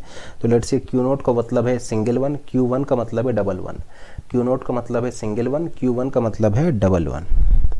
एंड लेट से आपका जो अल्फ़ाबेट है A, B, तो आप यहाँ पर कोडिंग इस तरीके से यूज़ कर सकते हैं, ए का मतलब है सिंगल वन, बी का मतलब है डबल वन, ठीक है ना। और उसी तरीके से आपके दो मूव हो सकते हैं, right move and left move. तो लेट से राइट का मतलब है वन सिंगल वन और एल का मतलब है डबल वन, ठीक है ना। इसके अलावा कोमा का मतलब है जीरो, यानी कोमा आएगा तो आप जीरो लिखेंगे, कोमा आएगा तो उसकी कोडिंग जीरो से करेंगे और अगर लेट से इजिकल टू आता है तो इजिकल टू के लिए भी आप कोडिंग 0 करेंगे। तो इजिकल टू के लिए कोडिंग में आप 0 यूज़ करेंगे, कॉमा के लिए कोडिंग में 0 यूज़ करेंगे। तो देखिए आप इसकी कोडिंग किस तरीके से कर सकते हैं। Q not state, Q not का मतलब है सिंगल वन, कॉमा आया, कॉमा का मतलब है 0, ए का मतलब क्या है, ए का मतलब है 1, इजिकल टू का मतलब है 0, Q1 का मतलब है 11, कॉमा का मतलब है 0, बी का मतलब क्या है, बी का मतलब है 11, कॉमा का मतलब है 0 और एल का मतलब है 11। तो इस तरीके से आप इस ट्यूरिंग मशीन के ट्रांजिशन फंक्शन के लिए कोड लिख सकते हैं। आप क्या देख रहे हैं यहाँ पर कि आपके इस कोड में कितने जीरो आएंगे, 4 जीरो आएंगे, एग्जैक्टली 4 जीरो आना चाहिए, क्योंकि देखिए comma equal to comma comma यानी 1 2 3 एंड 4, यानी आपके यहाँ पर एग्जैक्टली 4 जीरो आएंगे। 1 ये कॉमा के लिए है, 2 ये सेकंड जीरो इजिकल टू के लिए, थर्ड जीरो इस वाले कॉमा के लिए और फोर्थ जीरो इस वाले कॉमा के लिए। तो ये क्या देगा, ये आपको स्टेट देगा, मशीन किस स्टेट पर है, यानी मशीन क्यू नॉट स्टेट पर है, किस इनपुट सिंबल को रीड कर रही है ये बताएगा आपका ये वाला 1, यानी देखिए ए को रीड कर रही है, ये 1 आपको बताएगा कि मशीन किस स्टेट पर मूव कर गई है, तो मशीन मूव कर गई है Q1 स्टेट पर। ये 1 बताएगा कि आपने जो टेप को किस तरीके से चेंज किया है, यानी 1 का मतलब है बी, यानी टेप का जो है कंटेंट वो बी हो चुका है। पहले देखिए ए से आपने बी कर दिया है। और ये वाला 1 आपको बताएगा कि आपका हेड किस तरीके से मूव कर रहा है, यानी हेड आपका लेफ्ट हैंड साइड में मूव कर रहा है। तो इस तरीके से आप यहाँ पर सभी डेल्टा फंक्शंस के लिए कोड लिख सकते हैं। तो आप यहाँ पर क्या देख रहे हैं कि आपके जो कोड में आपके जिस तरीके मूव में आपके 4 जीरो आएंगे, कम से कम 4 जीरो तो आने ही आना चाहिए। देखिए अगर यहाँ पर मल्टीपल चॉइस होंगी, लेट से मोर देन 1 पॉसिबिलिटीज़ हैं, अगर आपके यहाँ पर NTM की अगर आप बात करें, नॉन डिटर्मिनिस्टिक ट्यूरिंग मशीन की बात करें, तो वहाँ पर आपकी मोर देन 1 पॉसिबिलिटीज़ होंगी। तो मोर देन 1 पॉसिबिलिटीज़ के केस में आपके ये कोड और फर्दर इसको आप एक्सटेंड कर सकते हैं। तो कम से कम 4 जीरो तो आपके आएंगे ही आएंगे, और जीरो भी आ सकते हैं। लेट से आपका यहाँ पर आपके मोर देन 1 पॉसिबिलिटीज़ हैं, तो देन आपका ये कोड आगे एक्सटेंड हो जाएगा। आप ऐसा बोल सकते हैं कि ये जो आपके ट्रांजिशन फंक्शन जो डेल्टा आपने डिफाइन किया है उसके लिए आप इस तरीके से ये कोड लिख देंगे, ठीक है ना। तो आपका ये UTM के केस में आप ऐसा बोल सकते हैं कि ये आपका लेट से कंट्रोल यूनिट है, ये आपका कंट्रोल यूनिट है, ठीक है ना, कंट्रोल यूनिट है। और यहाँ पर आपके ये 3 टेप आपने यूज़ किए हैं। फर्स्ट टेप यूज़ किया है आपने इस कोड को स्टोर कराने के लिए, कोड को स्टोर कराने के लिए आपने एक टेप यूज़ किया है। तो यहाँ पर आप क्या यूज़ कर रहे हैं, यहाँ पर आप यूज़ कर रहे हैं description of machine. Description of machine यानी मशीन का डिस्क्रिप्शन, मशीन के डिस्क्रिप्शन से मतलब है डेल्टा फंक्शन, यानी मशीन का डिस्क्रिप्शन यानी डेल्टा फंक्शन को, यानी इस मशीन के कोड को आप यहाँ पर स्टोर करा रहे हैं। तो यहाँ पर आप मशीन के डिस्क्रिप्शन को स्टोर करा रहे हैं। तो ये आपका ये फर्स्ट टेप हो जाएगा, ये रीड राइट कर सकते हैं इसको आप। सेकंड टेप में आप क्या कर रहे हैं, यहाँ पर आप इनपुट एंड आउटपुट को स्टोर करा रहे हैं। यहाँ पर आपके इनपुट होंगे और आउटपुट होगा, यानी आप ऐसा बोल सकते हैं कि टेप कंटेंट, यानी मशीन का जो टेप का कंटेंट है वो आपका यहाँ पर है। तो देखिए इसको भी आप रीड भी कर सकते हैं और आप इसको राइट भी कर सकते हैं, यानी रीड राइट दोनों कर सकते हैं। यहाँ पर आपका क्या होगा, यहाँ पर आपका टेप कंटेंट होगा, टेप मशीन का टेप कंटेंट होगा यहाँ पर। एंड थर्ड टेप लेट से आप यूज़ कर रहे हैं, ये थर्ड टेप को भी आप रीड भी कर सकते हैं, राइट भी कर सकते हैं, मतलब तीनों टेप को आप रीड कर सकते हैं, राइट भी कर सकते हैं, इसलिए बाई डायरेक्शनल एरो हमने आपके बनाए। यहाँ पर लेट से आपका इंटरनल स्टेट्स हैं, मशीन की इंटरनल स्टेट्स हैं। तो आप ऐसा बोल सकते हैं इसमें क्या होंगी, मशीन की स्टेट्स होंगी और आपका हेड कहाँ पर है इसकी इन्फॉर्मेशन होगी, ठीक है ना। तो आप ऐसा बोल सकते हैं कि करंट स्टेट होंगी आपकी यहाँ पर, एंड रीड राइट हेड होगा, ठीक है ना, स्टेट्स एंड हेड, ठीक है ना।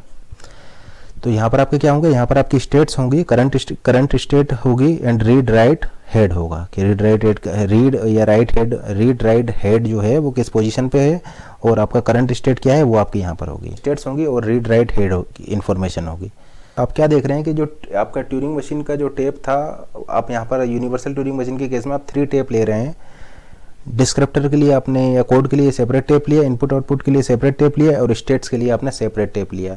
अब चूंकि आपने यहाँ पर कोड के लिए अलग से टेप लिया हुआ है, तो आप क्या कर सकते हैं कि अगर इस कोड को आप चेंज कर दें, इस कोड को आप चेंज कर दें, तो आपका ये मशीन रीप्रोग्रामेबल हो जाएगी। यानी ये मशीन जो है आपका दूसरे जिस तरीके से आप इसको कोड को चेंज कर रहे हैं उसके अकॉर्डिंगली ये ट्यूरिंग मशीन आपका वर्क करने लग जाएगी। पहले क्या था, पहले ये सारी चीज़ें एक ही में थी, ये सारे कंपोनेंट एक ही जगह थे, ये सब मिक्स था आपका एक जगह पर, तो इसलिए आप इसको रीप्रोग्राम नहीं कर पा रहे थे। आपने क्या कर दिया, इसको सेपरेट कर दिया, सभी को अलग अलग कर दिया। तो अब आप क्या कीजिए, केवल इस कोड वाले पार्ट को चेंज कर दीजिए, एक नया कोड लिख दीजिए। तो उसके नया कोड लिखने का मतलब है यहाँ पर आप ये नया ट्रांजिशन फंक्शन डेल्टा डिफाइन कर रहे हैं। तो नया कोड लिखने का मतलब है आप एक नया डिस्क्रिप्टर यहाँ पर लिख रहे हैं, या आप एक नए ट्यूरिंग मशीन के लिए कोड लिख रहे हैं, या आप एक नए ट्यूरिंग मशीन के लिए डेल्टा डिफाइन कर रहे हैं। तो आपका फिर मशीन आपका रीप्रोग्रामेबल हो गई, और according to this new descriptor, according to this new transition function, फिर वो ट्यूरिंग मशीन आपका वर्क करेगी। ठीक है ना। तो हम यहाँ पर बोल सकते हैं, to overcome the objective that the Turing machine can't change its own code, to overcome the objective that Turing machine can't change its own code या its own delta function means not reprogrammable, that is can't change its own code या फिर not reprogrammable, we use UTM, universal Turing machine. ठीक है ना। तो universal UTM क्या, universal Turing machine is a multi tape, 3 tap आप यहाँ पर यूज़ कर रहे हैं, code tap, content tap and state tap. ठीक है ना। यहाँ पर आपके इनपुट्स आउटपुट होंगे, यहाँ पर स्टेट इन्फॉर्मेशन होगी, यहाँ पर आपका कोड होगा। और अगर आप इसको रीप्रोग्रामेबल करना चाहते हैं, अगर आप इसको रीप्रोग्राम करना चाहते हैं तो आप क्या कीजिए, सिर्फ इस कोड को आप चेंज कर दीजिए। तो आपका ये मशीन जो है, ये ट्यूरिंग मशीन जो है रीप्रोग्राम्ड हो जाएगी। तो आप ऐसा बोल सकते हैं, every Turing machine has a unique code, every Turing machine has a unique code, क्योंकि every Turing machine has a unique delta definition, every Turing machine has a unique descriptor, या every Turing machine has a unique delta function. ठीक है ना। तो every Turing machine has a unique code and code will give instruction to input and code will give instruction to machine, means code will tell what machine will do with inputs, code will tell what machine will do with inputs. So if we change the code, if we change the code of Turing machine, means if we change this delta function, now the Turing machine is reprogrammable. If we change the code of Turing, if we change this code, means if we change this descriptor, this Turing machine descriptor, or if we change this delta function, then this Turing machine is reprogrammed, and now this Turing machine can be reprogrammed. Only you have to change this code part. So we can say that in universal Turing machine we can change the code so that it can be easily reprogrammable and can change its behavior accordingly to new code.